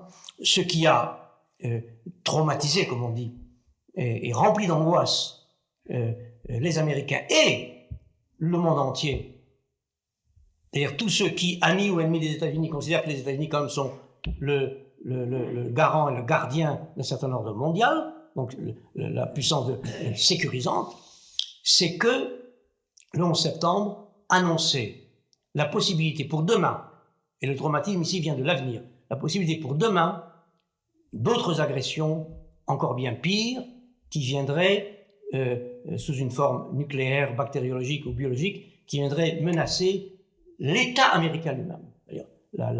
Comme je l'ai écrit ici ou là, dès après le 11 septembre, le Congrès américain a pris des mesures pour qu'à aucun moment ne se trouvent réunis dans le même bâtiment, et là aussi, plus question de virtualité, n'est-ce pas?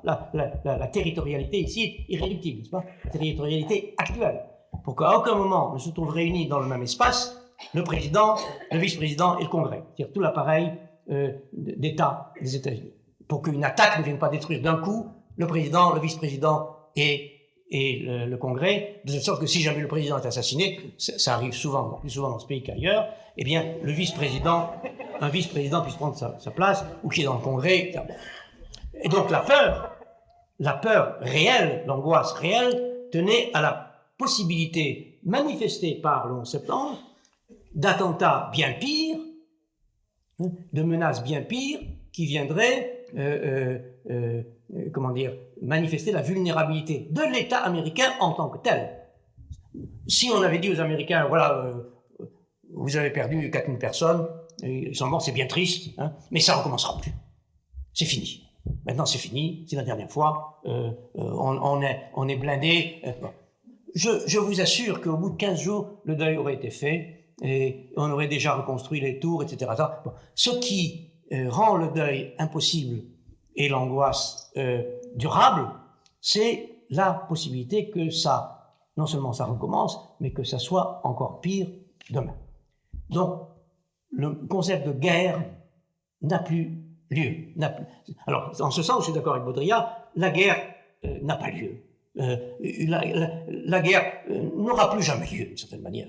C'est fini, les guerres entre États. C'est fini. Non. En ce sens, oui, la guerre n'a pas lieu. Ou n'aura pas lieu, ou n'aura pas eu lieu. Le terrorisme, c'est un problème connexe. Ce qu'on a appelé terrorisme, depuis toujours, depuis en tout cas la terreur française, parce que le mot vient de la terreur révolutionnaire française. Le terrorisme, c'est ou bien, ça c'est le terrorisme noble, la résistance française, la résistance algérienne, c'était terrorisme, incontestablement. Terrorisme de libération en vue de la fondation, ou de la restauration, ou de la libération d'un État. Donc le terrorisme était lié à une lutte pour l'État, en vue de l'État, en vue de la sauvegarde ou de la constitution, de l'institution d'un État.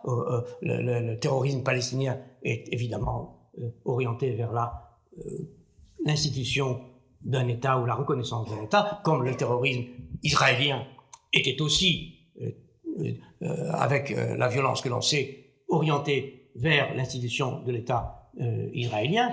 Donc ça, c'était le terrorisme qui est toujours lié à la question de l'État. Et ce que Schmitt appelait la guerre des partisans, qui impliquait le terrorisme, était toujours, comme guerre des partisans, des résistants, liée à la figure de l'État. Ce qui se passe aujourd'hui, ce sont des terrorismes, c'est l'apparition de violences qui ne sont pas des guerres, qui ne sont pas des actes de terrorisme, qui ne sont même pas des conflits.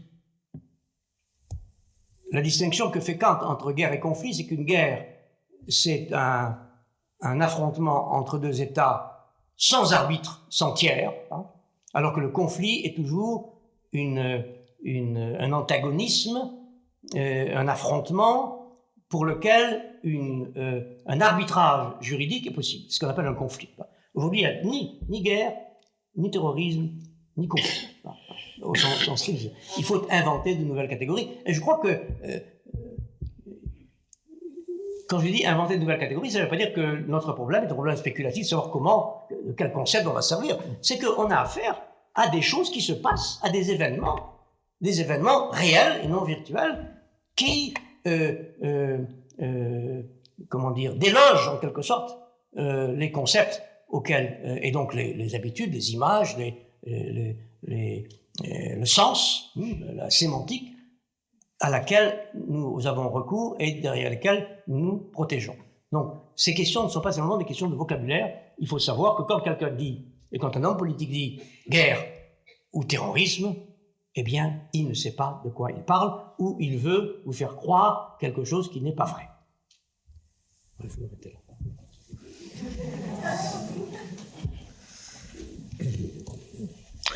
Je pense que Jean Baudrillard voudra intervenir sur ce que vient de dire Jacques Derrida.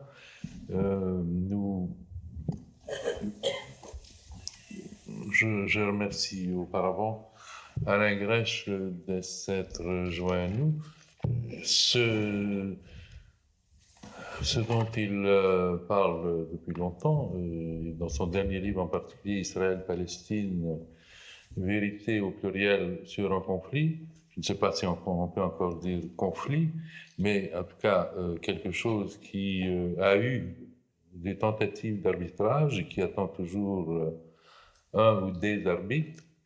En ce sens-là, ce qui se passe correspond peut-être à la tradition, à la définition traditionnelle de conflit.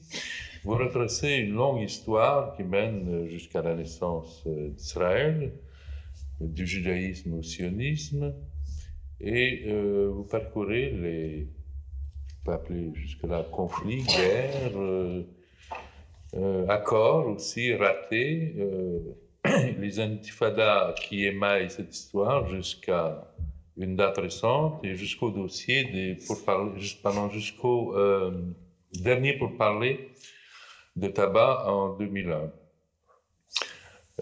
Vous parlez également des humiliations aussi dans cette histoire et de part et d'autre, nous parlons ce soir aussi des humiliations. Et vous évoquez à un moment donné le travail de Freud, l'homme Moïse et la religion monothéiste. Dans cette longue étude compliquée, Moïse fait l'hypothèse que... Pardon, Freud fait l'hypothèse que Moïse aurait été égyptien, élevé dans une famille princière, ayant connaissance de la religion monothéiste qui avait été adoptée sous le règne d'Akhenaton, religion oubliée par la suite par le retour au polythéisme, et face à l'humiliation que subissait le peuple hébreu dans cette Égypte pharaonique du XIVe siècle avant Jésus-Christ, Moïse aurait, toujours selon Freud, restauré l'amour-propre de son peuple en faisant le peuple de l'élection divine et en reprenant l'idée du monothéisme hérité d'Akhenaton. Freud écrit son étude aussi au moment de la montée du national-socialisme en Allemagne, il en parle d'ailleurs explicitement dans cet ouvrage, et tente de rendre raison des nouvelles persécutions du peuple juif et de l'antisémitisme par la rivalité délirante qui peut prendre son ancrage sur une prétention à être un peuple élu. Mais pour Freud, il y a aussi deux Moïse, un Moïse médianite, dominateur, coléreux, vengeur, et un Moïse égyptien qui abandonne toute idée de domination et assure plutôt au peuple juif le triomphe de l'esprit, de la spiritualité, de l'intellectualité. Nous parlions beaucoup depuis le début des doubles, des dualités. Vous soulignez plusieurs dualités en Israël, dont celle qui est ressortie aux laïcs et aux religieux, dont on peut se demander si elle n'entretient pas un certain rapport d'héritage avec ces deux Moïse. Je reviens à la question de l'élection. Freud a aussi parlé, dans Malaise de la civilisation, du peuple américain comme un nouveau peuple élu. Et son étude sur le président Wilson, écrit avec l'ambassadeur américain Bullitt, montre assez comment celui qui se voulait le père de la Société des Nations après la Première Guerre mondiale voulait assurer la mission salvatrice de l'Amérique dans le monde. Nous revenons à notre sujet. On retrouve aisément d'ailleurs, si on étudie les discours de Wilson, les accents tout à fait wilsoniens dans le discours de l'actuel gouvernement américain, comme dans d'autres qui l'ont précédé d'ailleurs.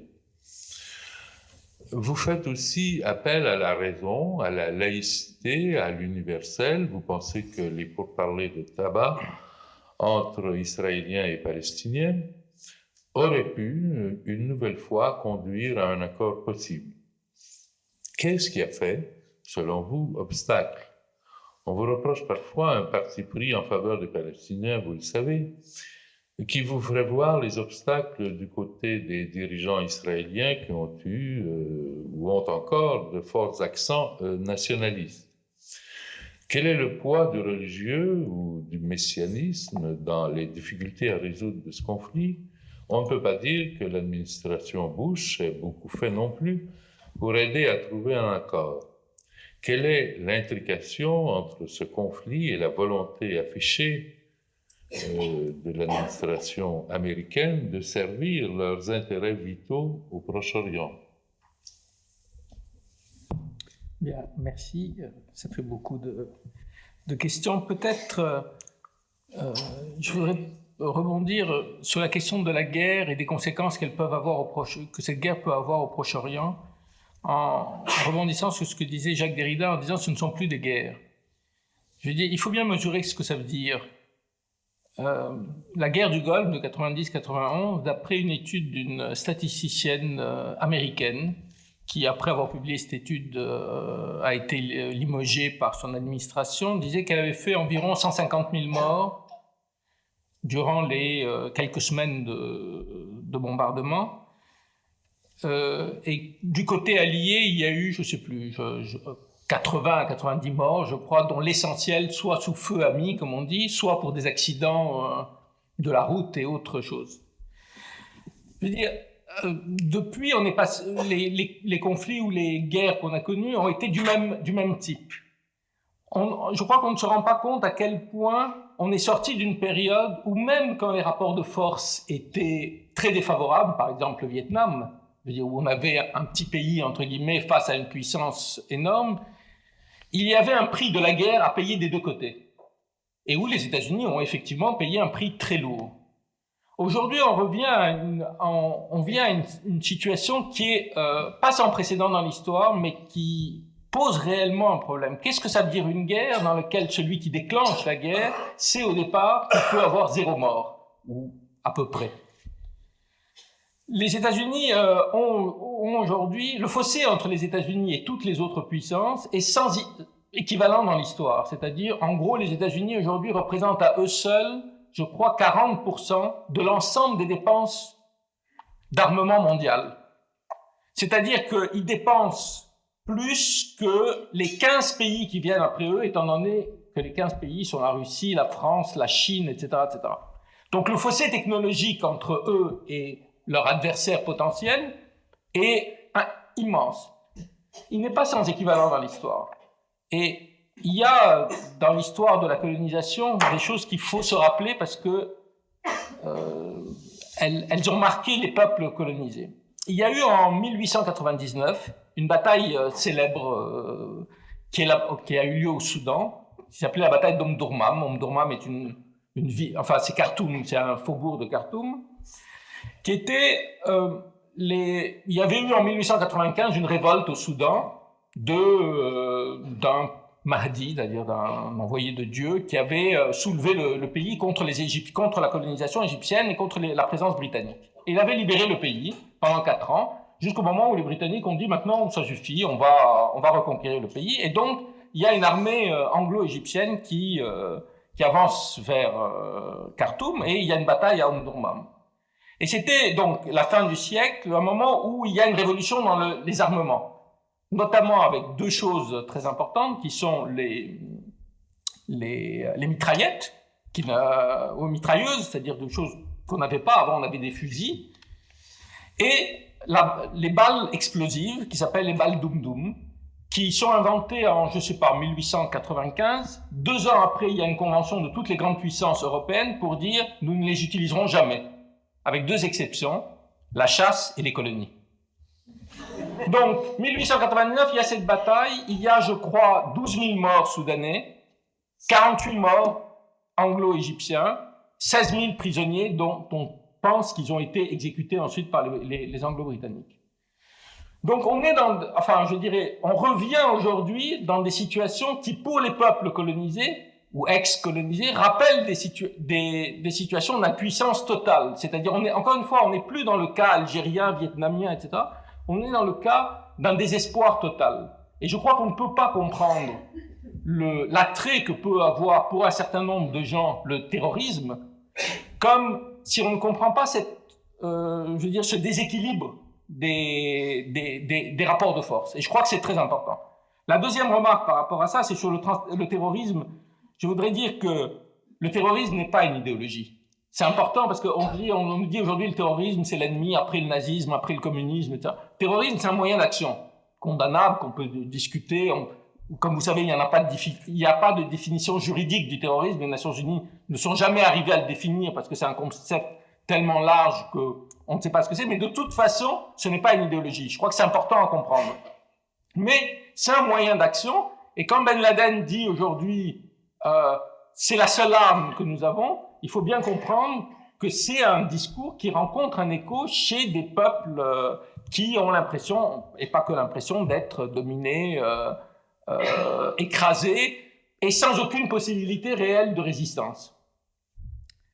Alors, la dernière chose que je voudrais dire, c'est concerne le conflit israélo-palestinien et le fait de savoir comment on se situe dans ce conflit qui me semble important. C'est un conflit qui suscite évidemment beaucoup de passion. Je veux dire, il y a peu de conflits. Je crois que même le Vietnam n'a pas suscité en France. Il a suscité des mobilisations plus importantes, mais j'ai pas l'impression qu'il a suscité le même type de passion. Mais je crois que c'est important d'essayer de prendre un peu de recul par rapport à ça et d'essayer de savoir comment on se situe. Vous avez dit dans votre question, on vous dit souvent vous êtes pro-palestinien. Et c'est une appellation à la fois que j'accepte dans le sens où, je veux dire, je soutiens le droit des Palestiniens à un État et je pense qu'ils sont aujourd'hui occupés et opprimés, et en même temps quelque chose qui, pour moi, n'a pas de réelle signification. C'est-à-dire, pro-palestinien dans quel sens?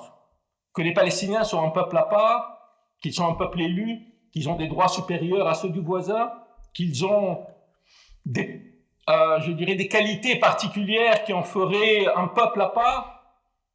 J'aurais pensé peut-être ça il y a 30 ans. Je dis, l'expérience nous a montré, que ce soit celle de l'Algérie, du Vietnam, etc., que les peuples opprimés, même s'ils avaient le droit de se battre, n'avaient pas de qualité propre qui faisait que demain ils allaient construire un État idéal, qu'ils allaient instaurer une démocratie rêvée, etc. Donc c'est une appellation que je récuse parce qu'elle me semble faire tendance, c'est-à-dire il faudrait être soit pro-israélien, soit pro-palestinien, pour des raisons soit de proximité politique, religieuse, culturelle, etc., et faire un choix entre deux peuples. Je crois que c'est quelque chose qu'il faut rejeter, qui est important de rejeter, surtout important de rejeter ici, où nous ne sommes pas dans je dirais, dans les passions concrètes que sont l'affrontement sur le terrain. Je suis pro-palestinien dans le sens où je pense que, en gros, il y a, pour des raisons historiques sur lesquelles je ne reviendrai pas, sur la terre dite de Palestine, deux peuples, que ces deux peuples ont droit à l'autodétermination et ont droit à un État. Et qu'en même temps, il y a un peuple qui est occupé et que l'autre est un occupant. Et que la différence que je fais entre les Palestiniens et les Israéliens, c'est pas que a plus de qualité que l'autre, que un est musulman et l'autre juif, que un est, etc., etc., c'est qu'il y en a un qui est opprimé et l'autre pas. Et je ne suis pas plus pro-palestinien que ne le sont les refouzniks israéliens qui refusent d'aller se battre. Et de ce point de vue, je crois que encore une fois, c'est une formulation qu'il faut rejeter parce que personne n'a accusé, je crois, les Français qui appuyaient la lutte du FLN, soit directement, soit indirectement, d'être pro-algériens. Ça n'a pas de sens. Ils avaient l'impression, à juste titre, qu'ils défendaient mieux que leur gouvernement les intérêts de la France. De même, ceux les Américains qui ont lutté contre la guerre du Vietnam n'étaient pas pro-vietnamiens, ils n'étaient pas... enfin, je veux dire, je ne sais pas ce que ça pouvait vouloir dire pro-vietnamien, ils étaient simplement des gens qui défendaient une certaine idée de la justice. Et je crois que c'est l'autre chose que je voudrais dire à propos de ça, c'est que il y a un droit international en Palestine. Il est le résultat de rapports de force. Il est le résultat aussi d'injustice, je pense. Mais il est une réalité. C'est-à-dire, en gros, le droit international dit que sur cette terre, il y a deux peuples et que les deux ont droit à un État. On peut dire, comme les Palestiniens, que ça a été imposé en 1947, que les Nations Unies à l'époque te représentaient, que l'Occident... Tout ça est vrai, mais maintenant, c'est une réalité. Et c'est ce droit international à partir duquel il faut, à mon avis, essayer de se situer. Je sais que c'est pas facile et je sais que, encore une fois, il y a beaucoup de passion et encore une fois des deux côtés. Mais en même temps, c'est la seule solution pour trouver une issue à ce conflit. C'est que ce droit international dit que les Israéliens occupent des territoires qui sont la Cisjordanie, Gaza, Jérusalem-Est. Ce sont des territoires occupés d'après le droit international. Alors, après, est-ce que la direction palestinienne est une direction idéale? Est-ce qu'ils ont fait des erreurs politiques, etc. Je peux vous parler pendant 3 heures de toutes les négociations dans le détail, mais je dirais que quelque part, c'est en dehors de la question. Le droit des Palestiniens à avoir un État n'est pas lié à la qualité de leur direction. À supposer qu'ils aient la direction la plus corrompue qui soit, ça n'empêche pas qu'ils ont un droit inaliénable à avoir un État indépendant. Et on ne peut pas les punir 2 fois. Je dirais c'est comme le peuple irakien. On ne peut pas les punir à la fois parce qu'ils sont occupés et à la fois parce qu'ils ont des mauvais dirigeants. Je veux dire donc, il y a là quelque chose qui est vraiment important à comprendre. Et souvent, le débat que je peux avoir, moi, des fois assez vif, avec des gens qui sont d'accord avec mon analyse, qui est celle de dire il y a 2 peuples et il faut donc 2 États, vient quand même d'une chose qui me semble en même temps importante, qui n'est pas de renvoyer dos à dos, qui est de dire il y a un occupant et un occupé et ils ne sont pas à la même place. Et je crois que ça, c'est quelque chose qui pour moi est très important. Et je terminerai sur une dernière remarque sur ce conflit. Je dirais de temps en temps, prenons les mêmes ingrédients et disons-nous et interrogeons-nous comment nous réagirions si c'était ailleurs.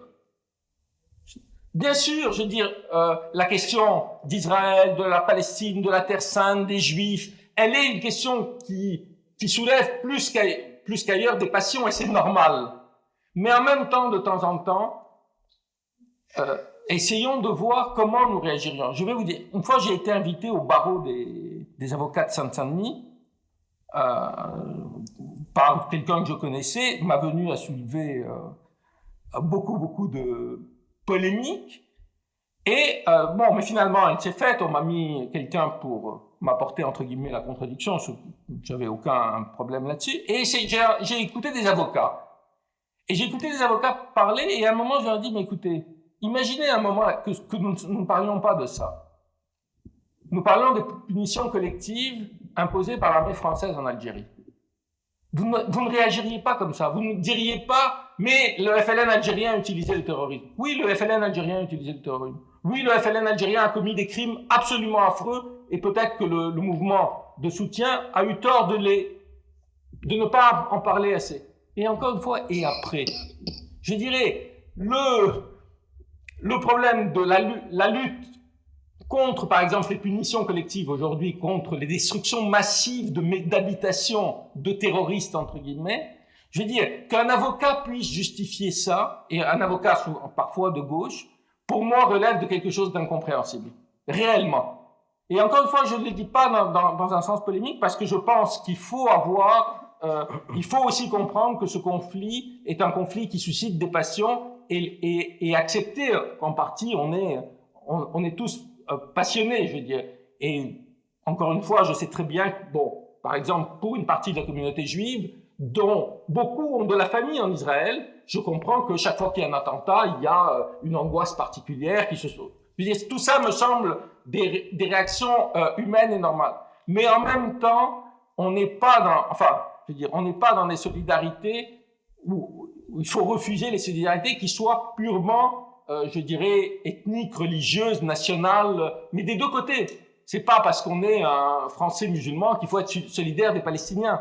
Je veux dire, c'est pas parce qu'on est un Français de confession ou d'origine juive qu'il faut soutenir Israël. Je veux dire, qu'on ait encore une fois plus d'atomes crochus pour des raisons diverses avec l'une ou l'autre, ça me semble normal. Mais ce qui me semble poser problème, c'est effectivement de ne pas arriver à dépasser ça. Et l'appel que je fais dans le livre à la rationalité, à la laïcité, c'est un peu un appel à dépasser ça, parce que, encore une fois, c'est des principes. C'est à partir, je crois, de principes universels qu'on peut prendre position sur le conflit et tenter de sortir de cette spirale dans laquelle, réellement, je pense qu'à la fin, il n'y aura que des vaincus. Je ne crois pas du tout qu'on aura une situation dans laquelle, demain, évidemment, les Palestiniens expulseraient les Israéliens, ou non plus les Israéliens massivement pourraient se débarrasser des Palestiniens. Il y a une espèce de, je sais plus qui disait, de danse de la mort. Et je crois que de ça, il faut essayer de sortir. Merci.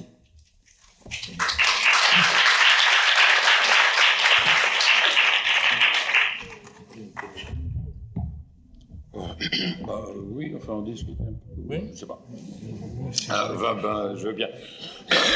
Je reprends sur mais pour répondre indirectement à Jacques Derrida, mais à partir simplement du terrorisme dans l'allusion que vous y faites. Enfin, le terrorisme n'est pas une idéologie. Moi, je suis d'accord.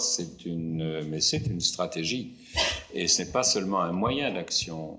Ça implique, ça crée toute une situation mondiale avec une forme de vision des choses. Enfin, en tout cas, ça crée une situation irréversible, qui est bien autre chose que l'instrumentalisation de la violence.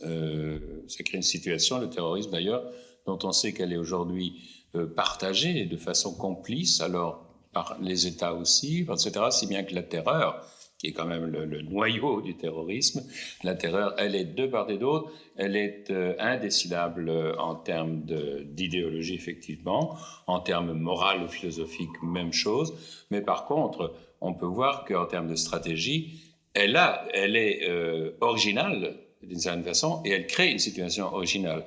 Ceci pour dire que si, on peut admettre qu'en termes de stratégie de guerre, enfin de contrôle mondial, de sécurité, etc., la puissance mondiale a d'ores et déjà gagné la guerre. Je ne parle pas des États-Unis, même la puissance mondiale a d'ores et déjà gagné. Bon.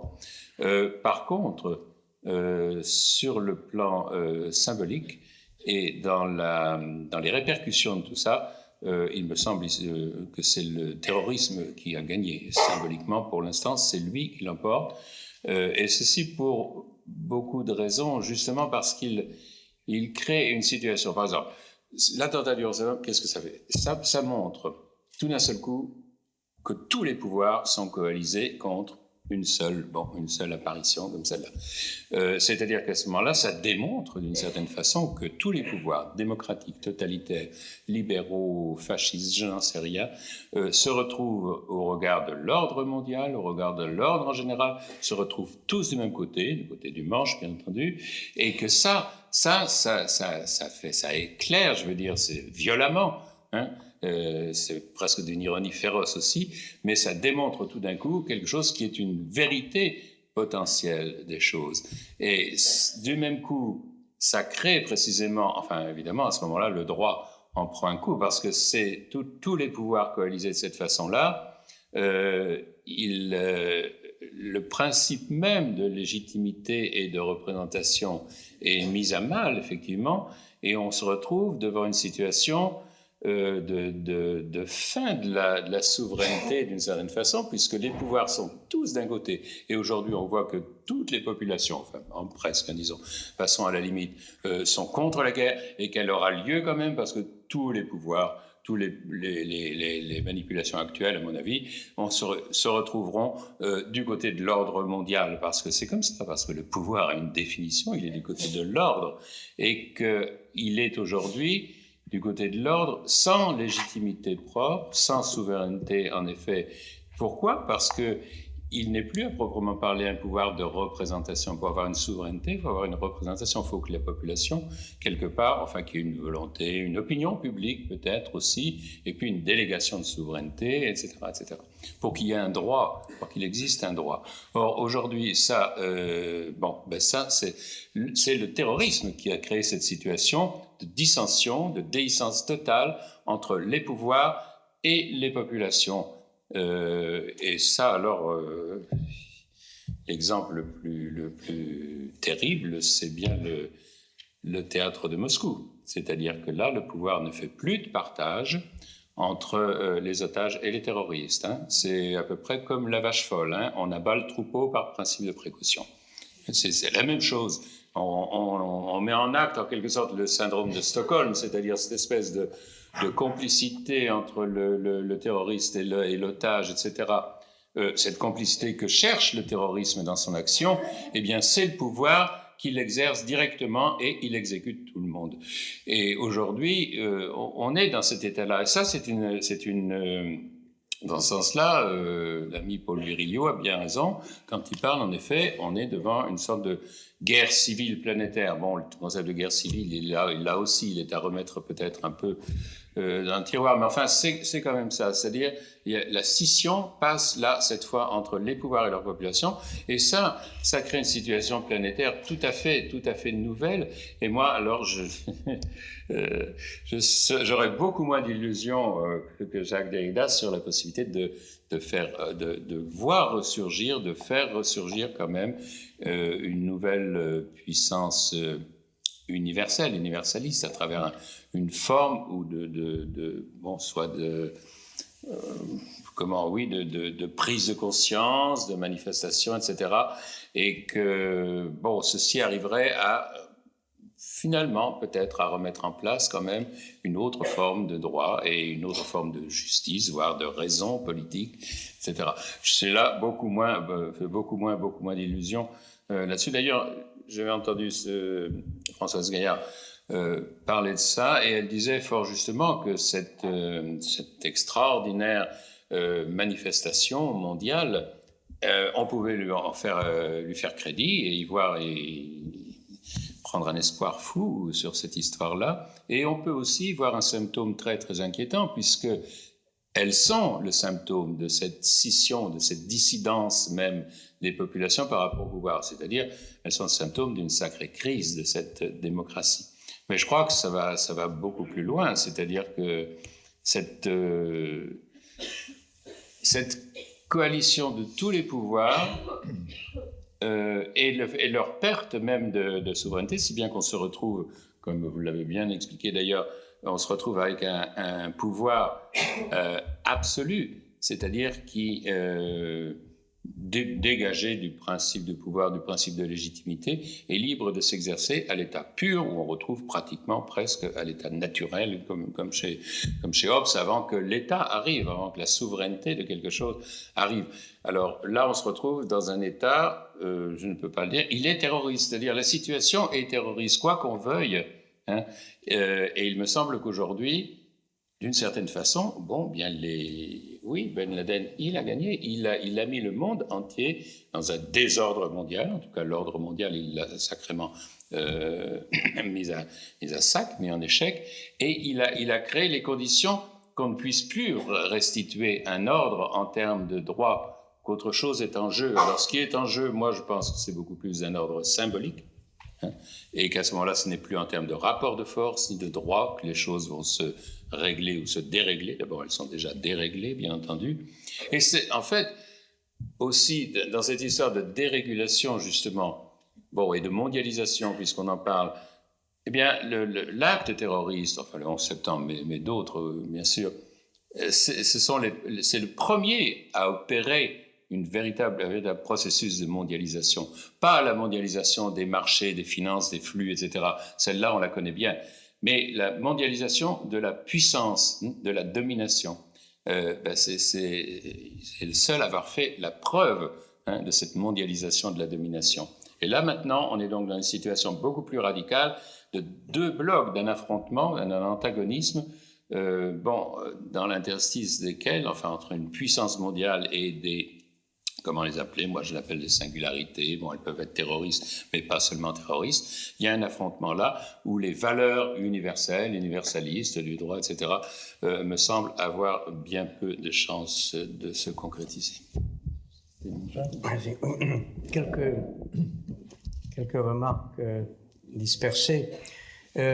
D'abord, pour revenir assez loin en arrière dans notre échange, je dois dire que je n'ai pas très bien compris ce que pouvait signifier la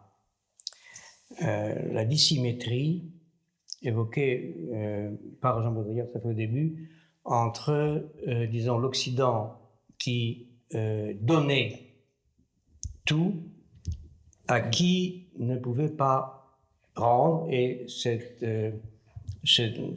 pulsion de restitution se traduisant par justement le terrorisme qui permettait donc à la dialectique du maître d'esclave. Je ne sais pas très bien, moi, ce que l'Occident a donné là. à tous les peuples, je dis bien les peuples, je ne dis pas les États, à tous les peuples dans lesquels se recrute ce qu'on appelle, d'un mot périmé, j'y reviens dans un instant, le terrorisme.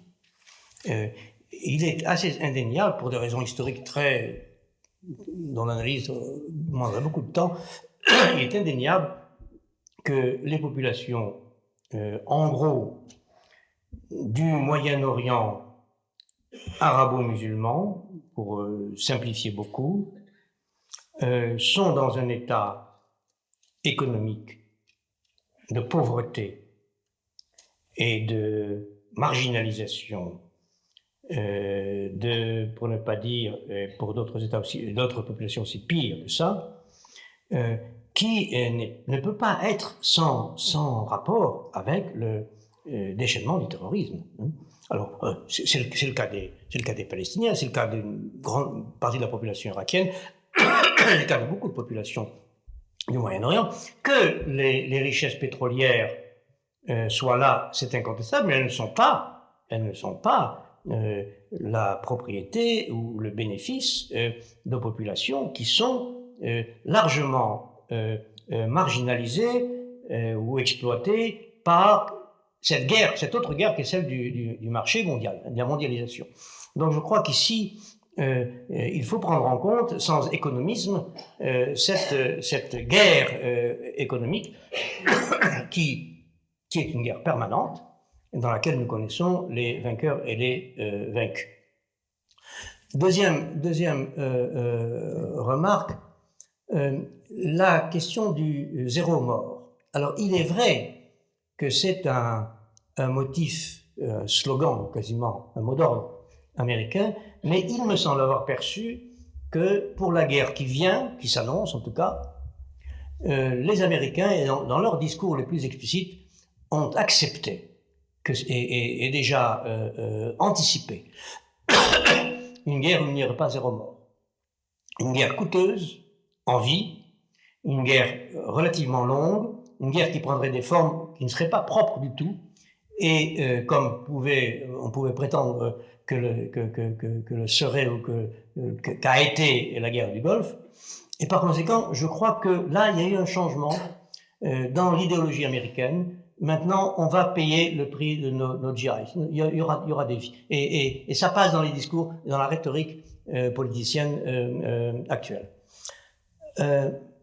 J'ai relevé tout à l'heure aussi, avant de passer aux questions du droit international qui me tiennent ici à cœur, j'ai relevé tout à l'heure le mot de virus, s'agissant de processus auto-immunitaires. Eh bien, le virus, c'est une chose très intéressante, en ceci que le virus n'est ni un microbe, ni un vivant, ni un mort. Le virus n'est ni mort, ni vivant. Et c'est une force de perturbation d'un système d'information, le système génétique, le système biologique, qui, à l'origine, n'est ni du type vivant, ni du type mort. Et je crois que une psychanalyse des processus auto-immunitaires devrait prendre en compte la causalité de type viral. C'est-à-dire là où ce qui vient menacer, ce n'est ni du vivant, ni du mort, où on n'a plus à parler le langage du vivant ou du mort. Alors maintenant, j'en viens à la question du droit international. Je dirais à Jean Baudrillard que je suis sans illusion, vraiment, sur ce point comme sur beaucoup d'autres, et sans le moindre optimisme. Au contraire. Néanmoins, je crois que je dirais comme Kant l'a fait à un moment donné, que même si toutes les manifestations, qui se produisent au nom du droit, au nom du bien, au nom de la vertu, au nom du progrès, comme la Révolution française par exemple, échouent, comme elles ont échoué d'une certaine manière, et Kant le reconnaissait au moment de la terreur, justement, pour Kant, c'est une question de terrorisme, encore la terreur, le terreur était pour lui le signe que la Révolution française avait échoué. Eh bien, même là où ça échoue, de façon désespérante, Kant disait le signe, le fait que on a tenté de, etc., est un signe à la fois prometteur, commémorateur, etc., et que ce signe est un événement. Eh bien, je dirais de façon analogue que le fait tout à fait inouï, malgré tout, et je le dis sans illusion, que les États-Unis, avant de déclencher la guerre à laquelle ils se préparent, à laquelle ils nous préparent depuis des mois et des mois et des mois, et le besoin, manifeste le besoin d'être approuvé, légitimé, cautionné par une instance du droit international, est un signe incontestable, est un événement incontestable. En un autre temps, les États-Unis auraient déclenché leur guerre sans demander l'avis de personne, comme ils l'ont fait quelquefois. Là. Auparavant, on déclarait des guerres, on n'avait pas besoin de l'autorisation de l'ONU ou du Conseil de sécurité pour déclencher une guerre. Aujourd'hui, on en a besoin. Même si, au bout du compte, on agit ou on agira de façon unilatérale, il y aura eu un temps de délibération, de conflit, d'opposition, de discorde à l'intérieur de l'enceinte des Nations Unies ou du Conseil de sécurité, et ça, je crois que c'est un événement irrécusable qui annonce, et c'est là que, sans illusion, je pense que les choses changeront, ça prendra le temps que ça prendra, mais les choses ne pourront pas rester là où elles en sont. Ça annonce qu'un jour, il faudra changer l'ordre mondial, qu'il faudra changer la structure des institutions internationales, du Conseil de sécurité, de l'ONU, il faudra les perfectionner. Il y a une perfectibilité là, incontestablement. Et par conséquent, ça prendra le temps qu'il faudra, mais je crois que ce que nous vivons maintenant ne pourra pas être effacé. Et les tensions qui existent actuellement entre l'Europe et les États-Unis, entre le monde et les États-Unis, entre la quasi-totalité du monde et les États-Unis, et entre les membres permanents du Conseil de sécurité. Hein, comme vous savez, il y a des membres permanents dans la France, les États-Unis, la Russie, la Chine et l'Angleterre, et puis il y a des membres non permanents, comme l'Allemagne qui actuellement est au Conseil de sécurité. Et bien qu'il y ait un conflit structurel et, à mon avis, durable entre les membres permanents du Conseil de sécurité est le signe que des choses devront changer, ne serait-ce que par la leçon que devra en tirer l'Europe. Ça va avoir des effets, en tout cas c'est mon espoir, malgré mes manques d'illusions, que l'Europe cherchera à se constituer plus vite et autrement, et à se doter des moyens de son droit. Tout cela est malgré tout considérable, et sans me faire d'illusions sur le fait que le droit n'est jamais pur et qu'il représentera un nouvel état des forces, il y a un nouvel état des forces qui est en train de s'installer sur la planète, la question irakienne en est au moins un signe indéniable. Alors, quant à ce droit international, ce qui, à mon avis, devra changer, ne pourra pas ne pas changer, c'est que dans la structure de ces concepts, dans sa constitution, dans sa charte, dans sa rhétorique, ce droit international a été, dans une large mesure, tributaire d'une histoire du droit européen, de ces concepts de souveraineté, d'État-nation, de guerre, de terrorisme, etc., et que, comme je le suggérais tout à l'heure, ces concepts appelleront une refonte. Et cette refonte est en cours. Je me rappelle avoir assisté à la télévision aux États-Unis à un débat de l'ONU présidé par Kofi Annan. C'était peu après le 11 septembre, c'était en octobre de l'année d'avant. Et l'ONU était en train de voter une résolution condamnant le terrorisme international. Il y avait eu, auparavant, je ne sais combien de résolutions analogues. Le terrorisme international avait été condamné par des résolutions des Nations Unies un grand nombre de fois au cours des 20 dernières années. Et Kofi Annan faisait un discours pour expliquer pourquoi c'était très mal le terrorisme international, pourquoi il fallait de nouveau le condamner. Et il a eu l'honnêteté de rappeler qu'au cours des débats précédents, tel ou tel représentant de tel ou tel pays, je ne me rappelle plus lequel, avait demandé, sans l'obtenir, un éclaircissement sur le concept de terrorisme international. Qu'est-ce que c'est que le terrorisme international? Et qu'est-ce que c'est que le terrorisme? Et Kofi Annan reconnaissait avec beaucoup d'honnêteté qu'il ne savait pas ce que c'était, qu'on ne pouvait pas définir ça. Bon, parce qu'il y avait du terrorisme d'État, et dans chaque situation où on accuse des terroristes de terrorisme, et sans aucune exception, ils commencent par vous dire, non sans légitimité, qu'ils répondent par leur terrorisme individuel à un terrorisme d'État.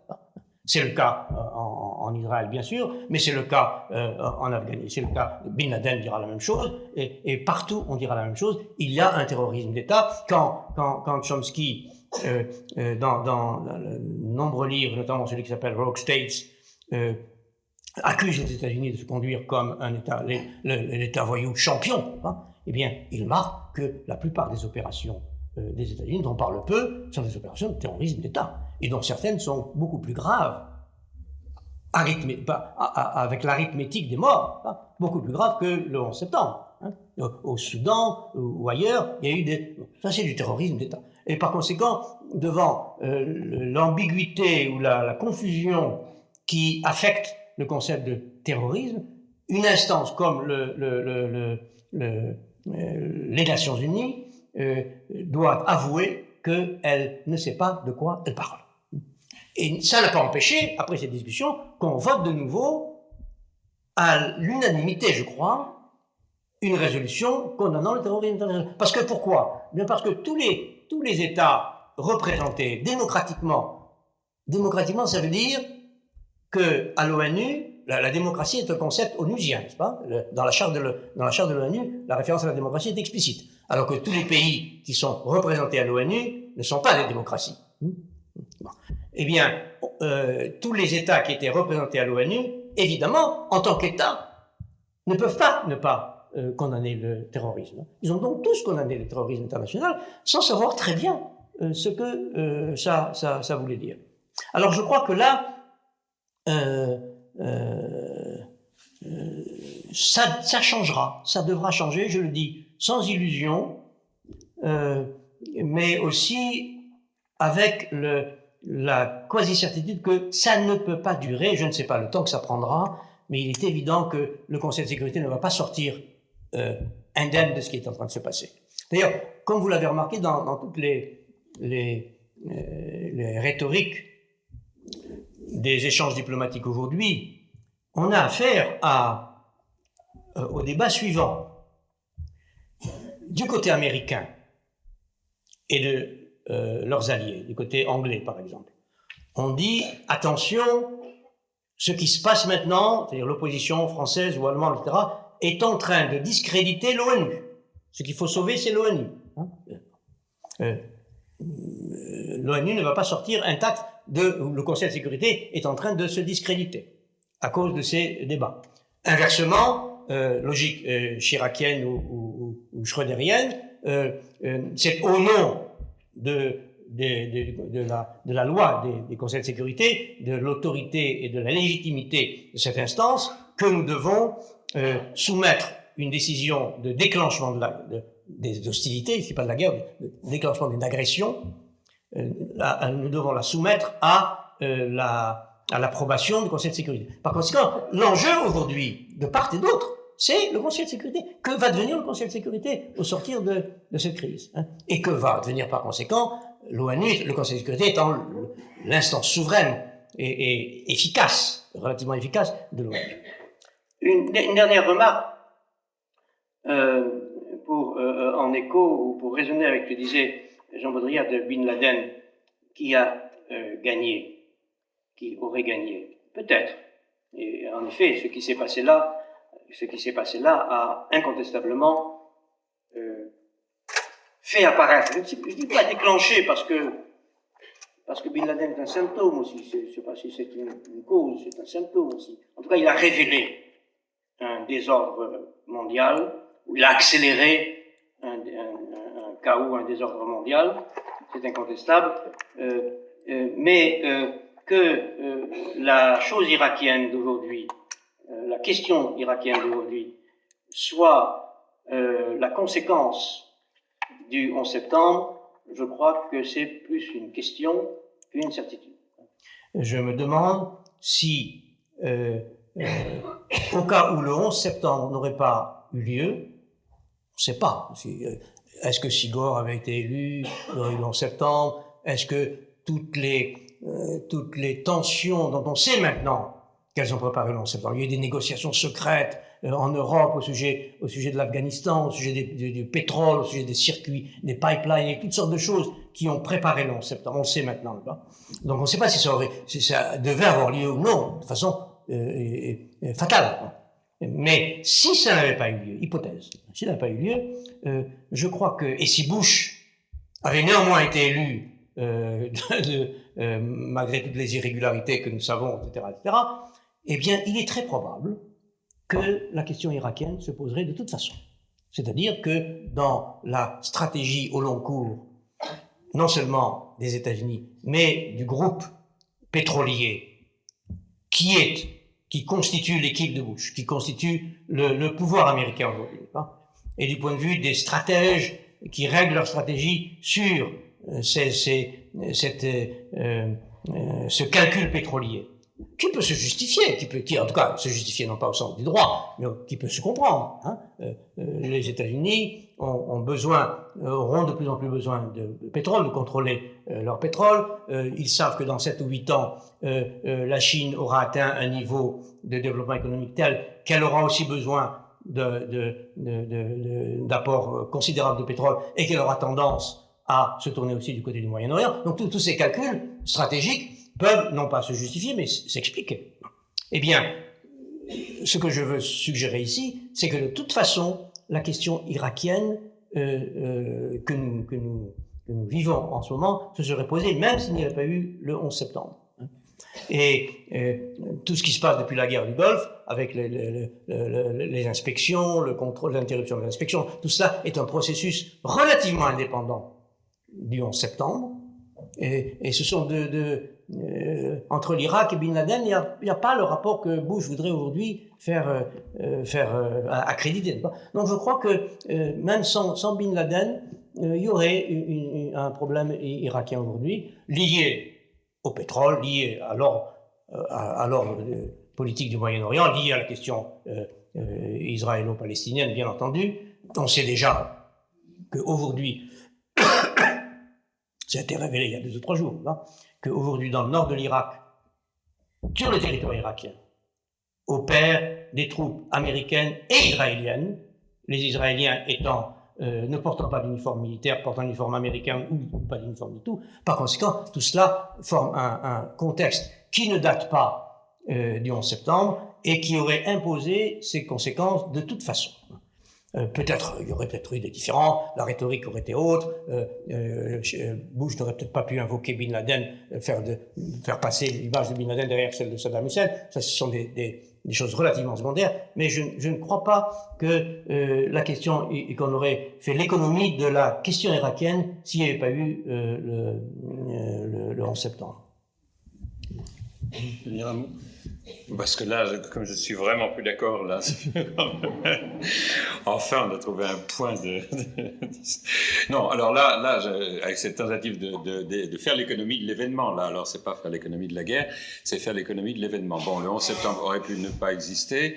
Bien sûr qu'il y aurait eu toutes ces questions géopolitiques, économiques, tout ça, l'histoire aurait suivi son cours. Et d'ailleurs, elle va continuer de le reprendre, son cours, bien entendu.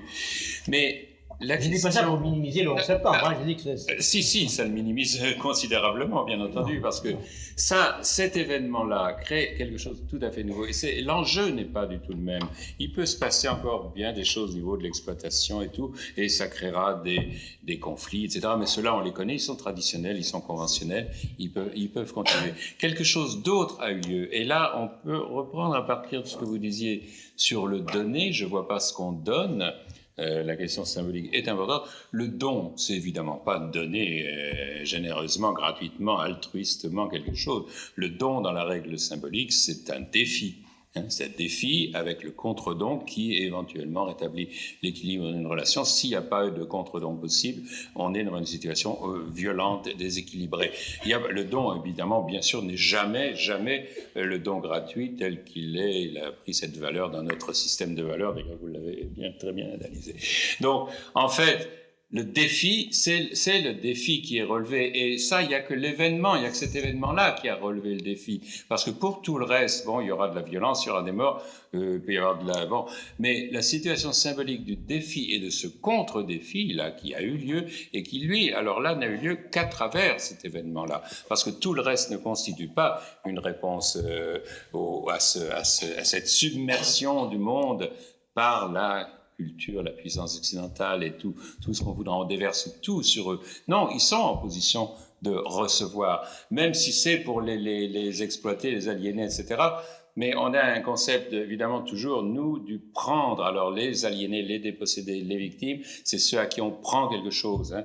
Jusqu'à cette parole terrible de la Bible, celui qui n'a rien, on le lui prendra. Alors là, vraiment, on est au cœur de la chose. Mais il faut concevoir le fonctionnement d'une règle symbolique, d'une réversibilité symbolique, tout ailleurs que de notre système naïf, de notre vision naïve de celui qui a le pouvoir, c'est celui qui prend. Une fois pour toutes, c'est-à-dire que celui qui a le pouvoir, c'est celui qui peut donner, et donner sans contrepartie.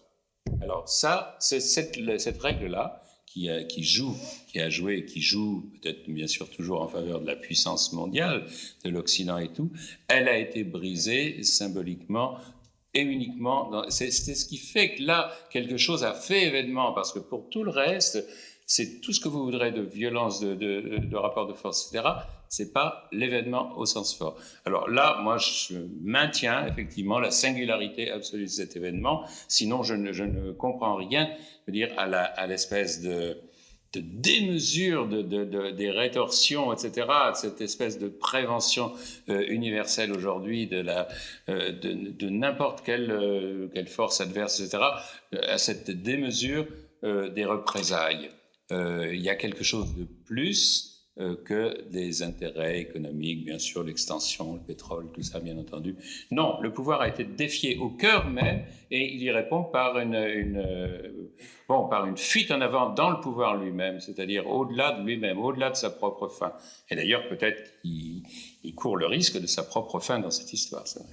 Non, justement, je ne voulais pas ni secondariser ni minimiser le 11 septembre, encore que, comme je disais tout à l'heure, ça ne fut pas si imprévisible que ça, mais je voulais simplement dissocier, ou penser qu'il y a une dissociation possible entre la séquence du 11 septembre et sa suite afghane, disons, et puis la séquence irakienne. Je crois que la séquence irakienne a une relative indépendance, et que, d'ailleurs, en termes de défi cette fois, pour reprendre votre mot, le défi irakien, il est en marche depuis longtemps, hein, depuis toujours. Et en tout cas, depuis la guerre du Golfe, il y a eu, avec des histoires d'inspection, d'échecs d'inspection, etc. Il y a du défi là aussi qui n'est pas celui du 11 septembre. Donc, ce que je suggérais, c'est qu'il y avait une relative dissociation entre les deux séquences, et que sans le 11 septembre,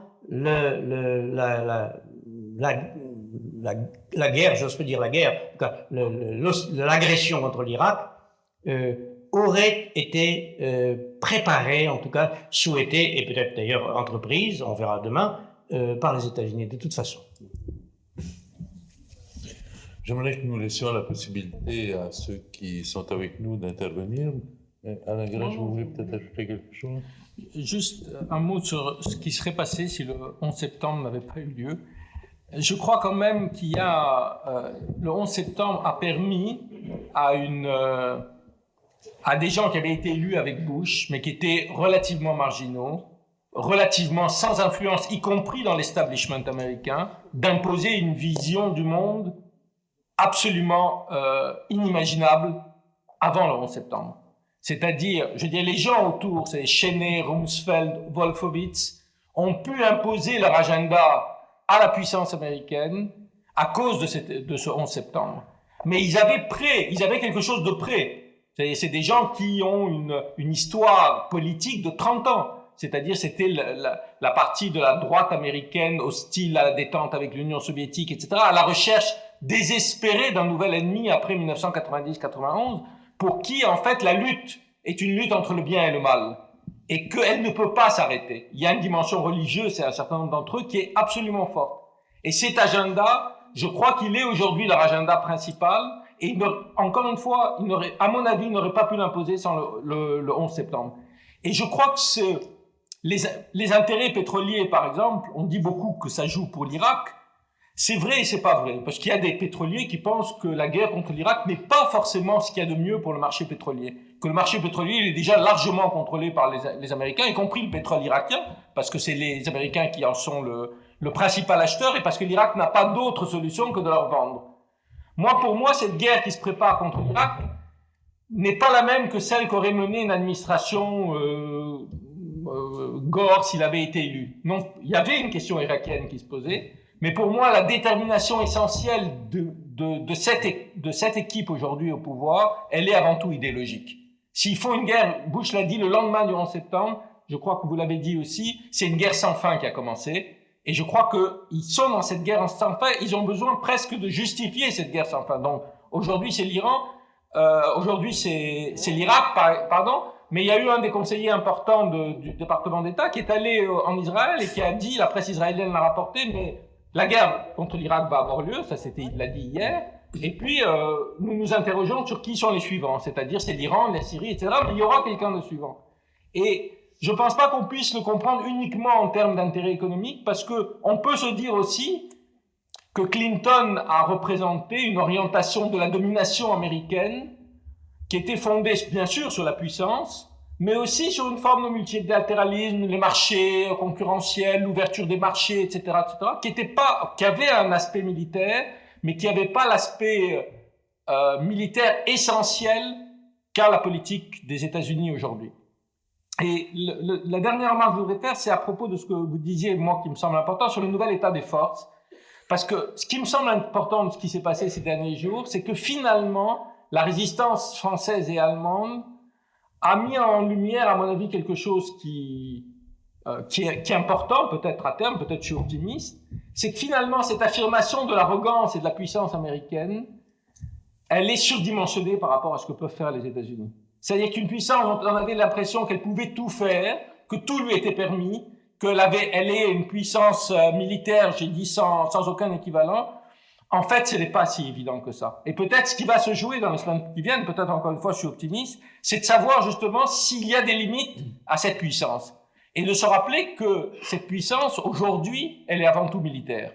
C'est-à-dire, j'ai dit, le fossé qui existe entre les États-Unis et les autres. Mais si on parle en termes économiques, la puissance américaine, relativement, est en déclin, enfin, par rapport à l'économie mondiale, elle représente moins que ne représentait en 1945. La capacité de convaincre le monde et je dirais, d'être un élément attractif pour le monde, à mon avis aussi est moindre. Donc là, il y a quelque chose qui peut-être va se jouer. Moi, comme Jacques Derrida, je suis plutôt optimiste avec ce qui s'est passé ces dernières semaines, qui est de mettre en place non pas un contrepoids au sens d'une autre grande puissance aux États-Unis, mais des contrepoids qui montrent à la puissance dominante qu'elle ne peut pas faire ce qu'elle veut. D'abord sur la démocratie américaine, qui n'est pas de malentendu inutile. Bien sûr, je ne me fais aucune illusion sur les vertus, les perfections, l'irréprochabilité de ce qui se présente comme démocratie américaine. Je connais bien l'argumentaire qu'on peut opposer au démocratisme américain et je ne vais pas le dérouler. Mais que cet argumentaire, dont j'ai rappelé tout à l'heure qu'il s'aggrave actuellement, c'est moi qui l'ai dit tout à l'heure, hein, qu'actuellement, au titre de l'auto-immunitaire, je fais remarquer que c'est au nom de la démocratie que la démocratie se détruisait aujourd'hui aux États-Unis plus vite que jamais. Donc je suis sans illusion à ce sujet-là. Néanmoins, que ces vérités-là ne nous fassent pas oublier que formellement, mais la formalité n'est pas rien, formellement, les États-Unis sont une démocratie dans laquelle, en gros, malgré des exceptions qui doivent être dénoncées et qui sont quelquefois très graves, en gros, le principe électoral est maintenu, en gros, le First Amendment, la liberté de parole, est tolérée à un degré qui n'existe nulle part dans tous les pays auxquels s'attaquent les États-Unis aujourd'hui. Ça, c'est une chose massive qu'il ne faut pas oublier. Jamais, ni en Irak, ni en Afghanistan, ni en Russie, on ne pratique la démocratie comme on la pratique aux États-Unis. Donc, je crois qu'il est juste de le reconnaître et de ne pas... Alors, il faut dire des choses compliquées. C'est compliqué. C'est un pays où, comme vous l'avez très bien rappelé, où il y a une masse d'abstentionnistes considérable, où les présidents sont souvent élus dans des conditions que vous avez rappelées, etc. Il n'empêche que c'est un pays où l'état de droit dans l'ensemble est respecté, où la presse est... Alors, il y a naturellement des presses trop puissantes, il y a des censures qui se tiennent au fait qu'il y a des chaînes de télévision et des journaux mainstream, mais quand même, il y a des chaînes de télévision minoritaires où Chomsky peut prendre la parole et dire, critiquer les États-Unis de façon plus radicale que n'importe où ailleurs, même qu'en France. On peut, aux États-Unis, Chomsky peut prendre la parole dans une chaîne naturellement minoritaire et dire contre son gouvernement des choses qu'on ne tolérerait jamais nulle part ailleurs, et surtout pas dans les pays comme l'Irak. Donc ça, je crois qu'il faut être juste et reconnaître, tenir compte de cette complexité-là. Moi, j'ai vu aux États-Unis des manifestations contre la guerre contre l'Irak, devant la Maison-Blanche, des centaines de milliers de personnes essayaient de faire une manifestation contre la politique de Chirac à l'Élysée, autour de l'Élysée, et voilà ce qui se passe. Ça existe, c'est comme ça. C'est contradictoire. Je suis sans indulgence, comme je pense que c'est clair, à l'égard du gouvernement Bush et de sa politique, la politique américaine actuelle, la politique de l'administration américaine. Quel est le pays qui aujourd'hui se prépare à une guerre envisage, avec jusqu'ici une relative patience, de faire légitimer sa guerre par une instance internationale, avec des délibérations qui n'en finissent pas. Il marque l'impatience, que vous savez. Néanmoins, c'est un fait qu'il faut prendre en considération. Et je crois que si nous voulons être justes, il ne faut pas l'oublier. Vous savez, la perversion de la démocratie, c'est pas seulement en Amérique. Hein. Alors maintenant, quant à l'au-delà de la souveraineté, bien sûr que dans le concept, c'est impensable. Bien entendu. Mais que la souveraineté soit limitée, et que par conséquent, elle rencontre sa propre division ou son propre échec, non seulement c'est pensable, mais c'est un fait. C'est un fait depuis toujours. Le fantasme de la souveraineté n'a jamais, ne s'est jamais incorporé sans mélange. La souveraineté, ce qu'on appelle le partage de la souveraineté, concept contradictoire, une souveraineté ne se partage pas. La souveraineté, dans son concept, est indivisible. Néanmoins, le partage de la souveraineté, c'est une chose qui non seulement se fait aujourd'hui, mais qui a commencé depuis plus d'un siècle. Par conséquent, il y a une pulsion de souveraineté, il y a un concept de souveraineté, il y a une allégation de souveraineté, mais en fait, effectivement, la souveraineté rencontre sa limite, elle se partage, et le paradoxe du droit international tel qu'il prévaut aujourd'hui et tel qu'il devra changer, en changeant de fond en comble ses axiomes et ses concepts. L'axiomatique du droit international aujourd'hui, c'est que il se fonde sur le concept de souveraineté étatique. La démocratie à l'ONU, ça suppose que tous les États souverains dans l'Assemblée générale ont un droit de vote égal, ils sont par conséquent, ils votent démocratiquement, mais cette démocratie implique la souveraineté de chaque État-nation. Comme dans les démocraties, dans toutes les démocraties, le sujet de l'état de droit démocratique est considéré comme souverain. Quand il vote secrètement, il vote souverainement. Néanmoins, ça ne veut pas dire que sa souveraineté est sans limite, que sa souveraineté est absolue. Il n'y a donc que des effets de souveraineté. Et comme il n'y a que des effets de souveraineté, pas de souveraineté réelle, eh bien, l'au-delà de la souveraineté, il est à l'œuvre en permanence. Il n'est pas pensable dans le concept pur de souveraineté, mais il est ce qui se passe. Il est ce qui se passe. C'est-à-dire que la souveraineté est limitée et que la politique, ça consiste à aménager ces effets de souveraineté.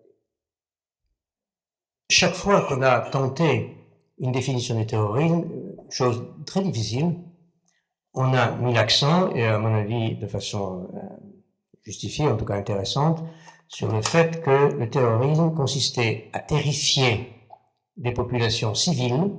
Le terrorisme s'exerce toujours sur des populations civiles en vue de influencer la politique militaire et gouvernementale de l'État concerné. De ce point de vue-là, en effet, au cours des guerres déclarées que furent, de la guerre déclarée que fut la dernière guerre mondiale, il y a eu des opérations qu'on peut légitimement, à mon avis, comme vous l'avez fait, je suppose, qualifier de terroristes quand des bombardements insistants, multipliés, terrifiants souvent, s'acharnaient sur des populations civiles en vue d'influencer le gouvernement, de décourager le gouvernement, de décourager l'armée, etc. Non seulement des objectifs militaires, mais des objectifs civils.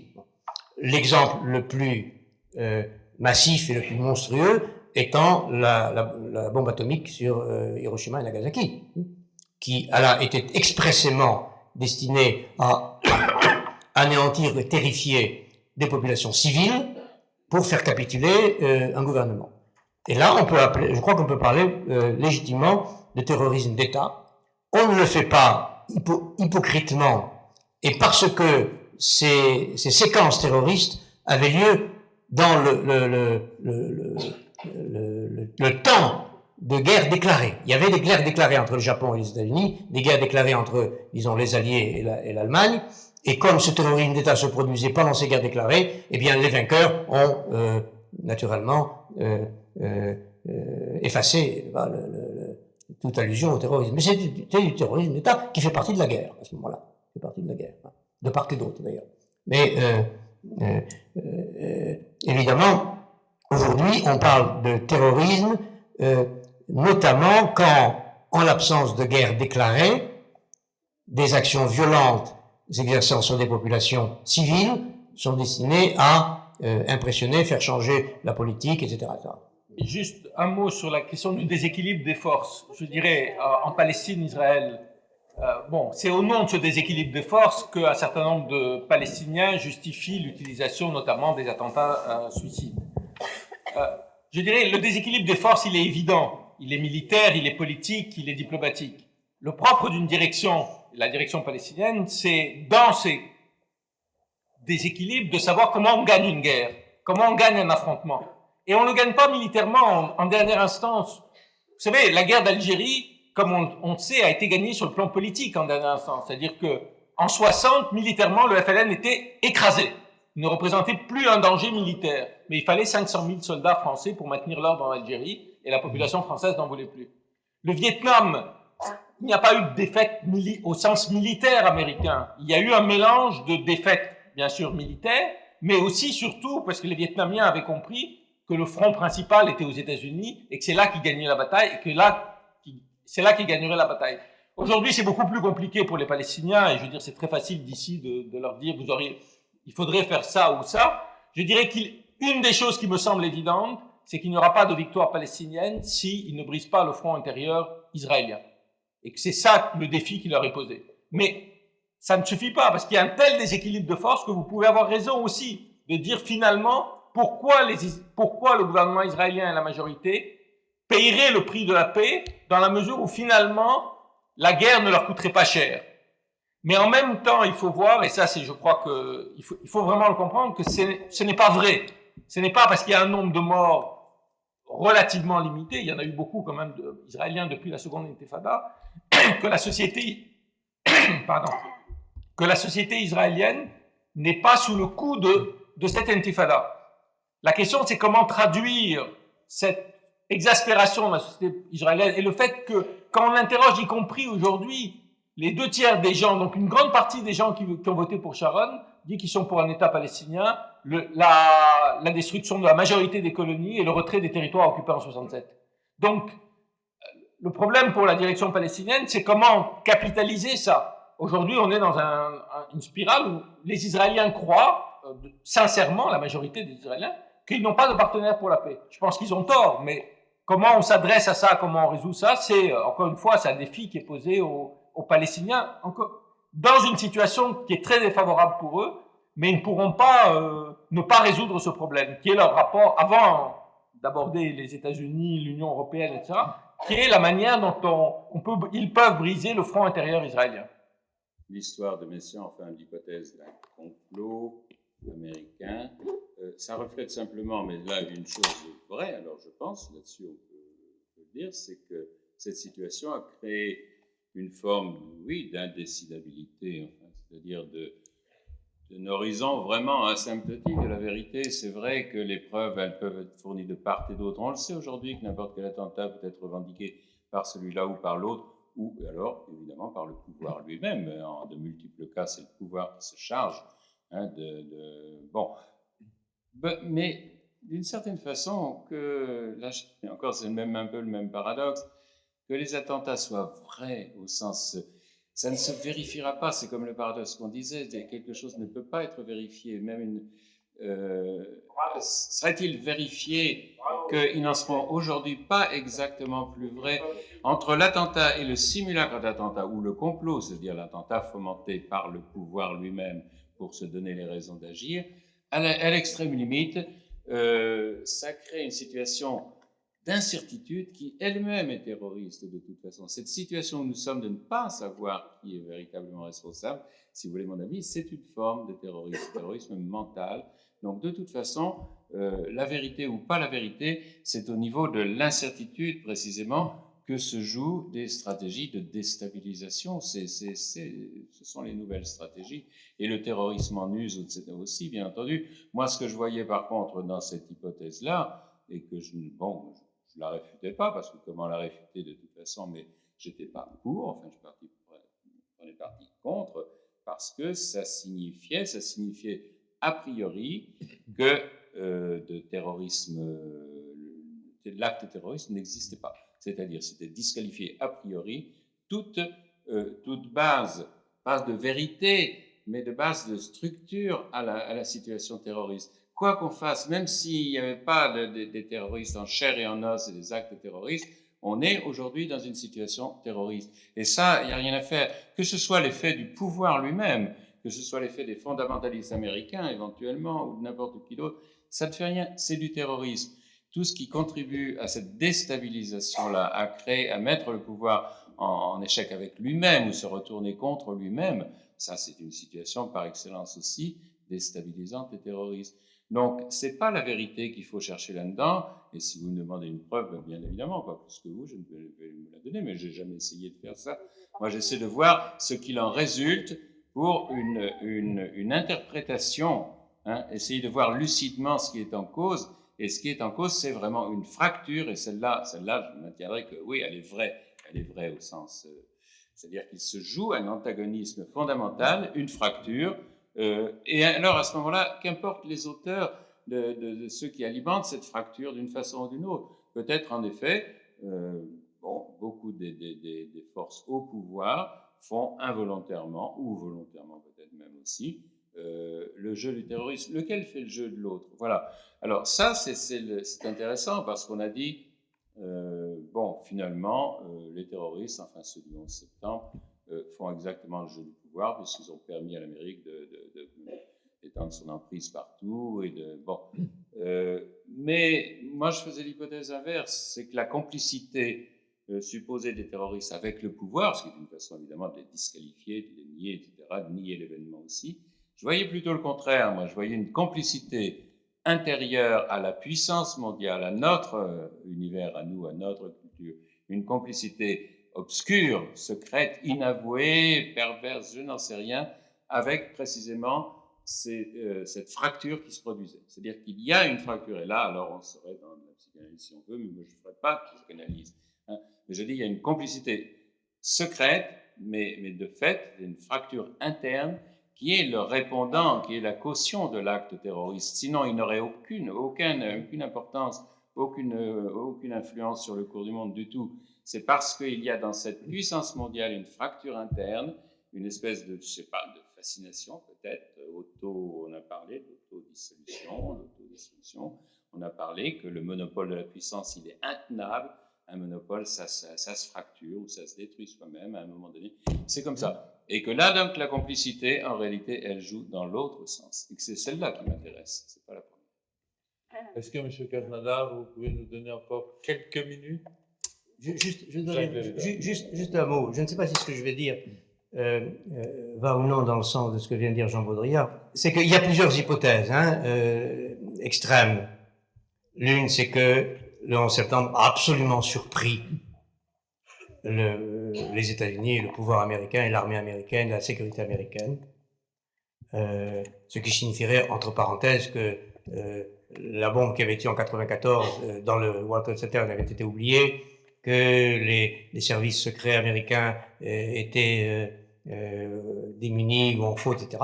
Première hypothèse. L'autre hypothèse, c'est le complot, alors actif, ça me paraît peu probable, mais enfin, des États-Unis pour créer cet événement-là. La troisième étant que, alors j'étais aussi très troublé, comme beaucoup, par cette histoire d'avion, du temps de vol pendant lequel il aurait été possible d'intercepter. Bon.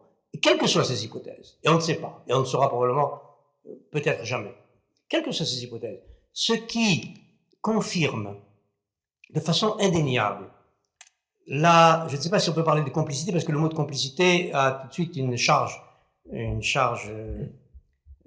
éthico-juridique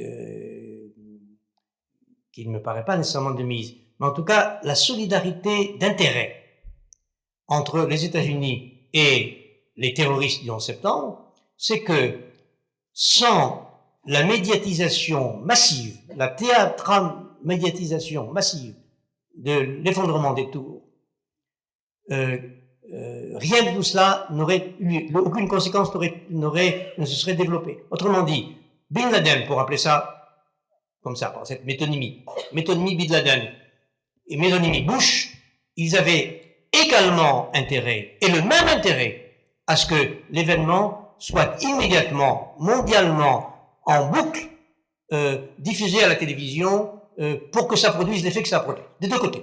Leur intérêt était absolument commun de ce point de vue-là. Ça me paraît incontestable, et ce qui veut dire que cet événement n'aurait pas été possible à une époque où il n'y avait pas la télévision, par exemple, ou à une époque où les moyens de diffusion par l'image n'auraient pas été ce qu'ils sont maintenant. Eh bien, de ce point de vue-là, il est incontestable que Bin Laden aurait été impuissant sur la télévision, et la réponse américaine n'aurait absolument eu n'aurait pas eu la puissance et l'éclat mondial qu'elle a eu sans la télévision. Et ça, c'est la même télévision. C'est le même intérêt sur les mêmes, c'est l'arme commune des deux adversaires. Merci. On m'offre de signaler qu'il est possible que cette discussion se poursuive sur Internet, sur le site des États généraux en un mot, _psychanalyse.net. Et je remercie tout particulièrement nos invités, Jacques Derrida, Jean Baudrillard et Alain Grèche, de s'être prêtés à cette improvisation sur une discussion aussi grave.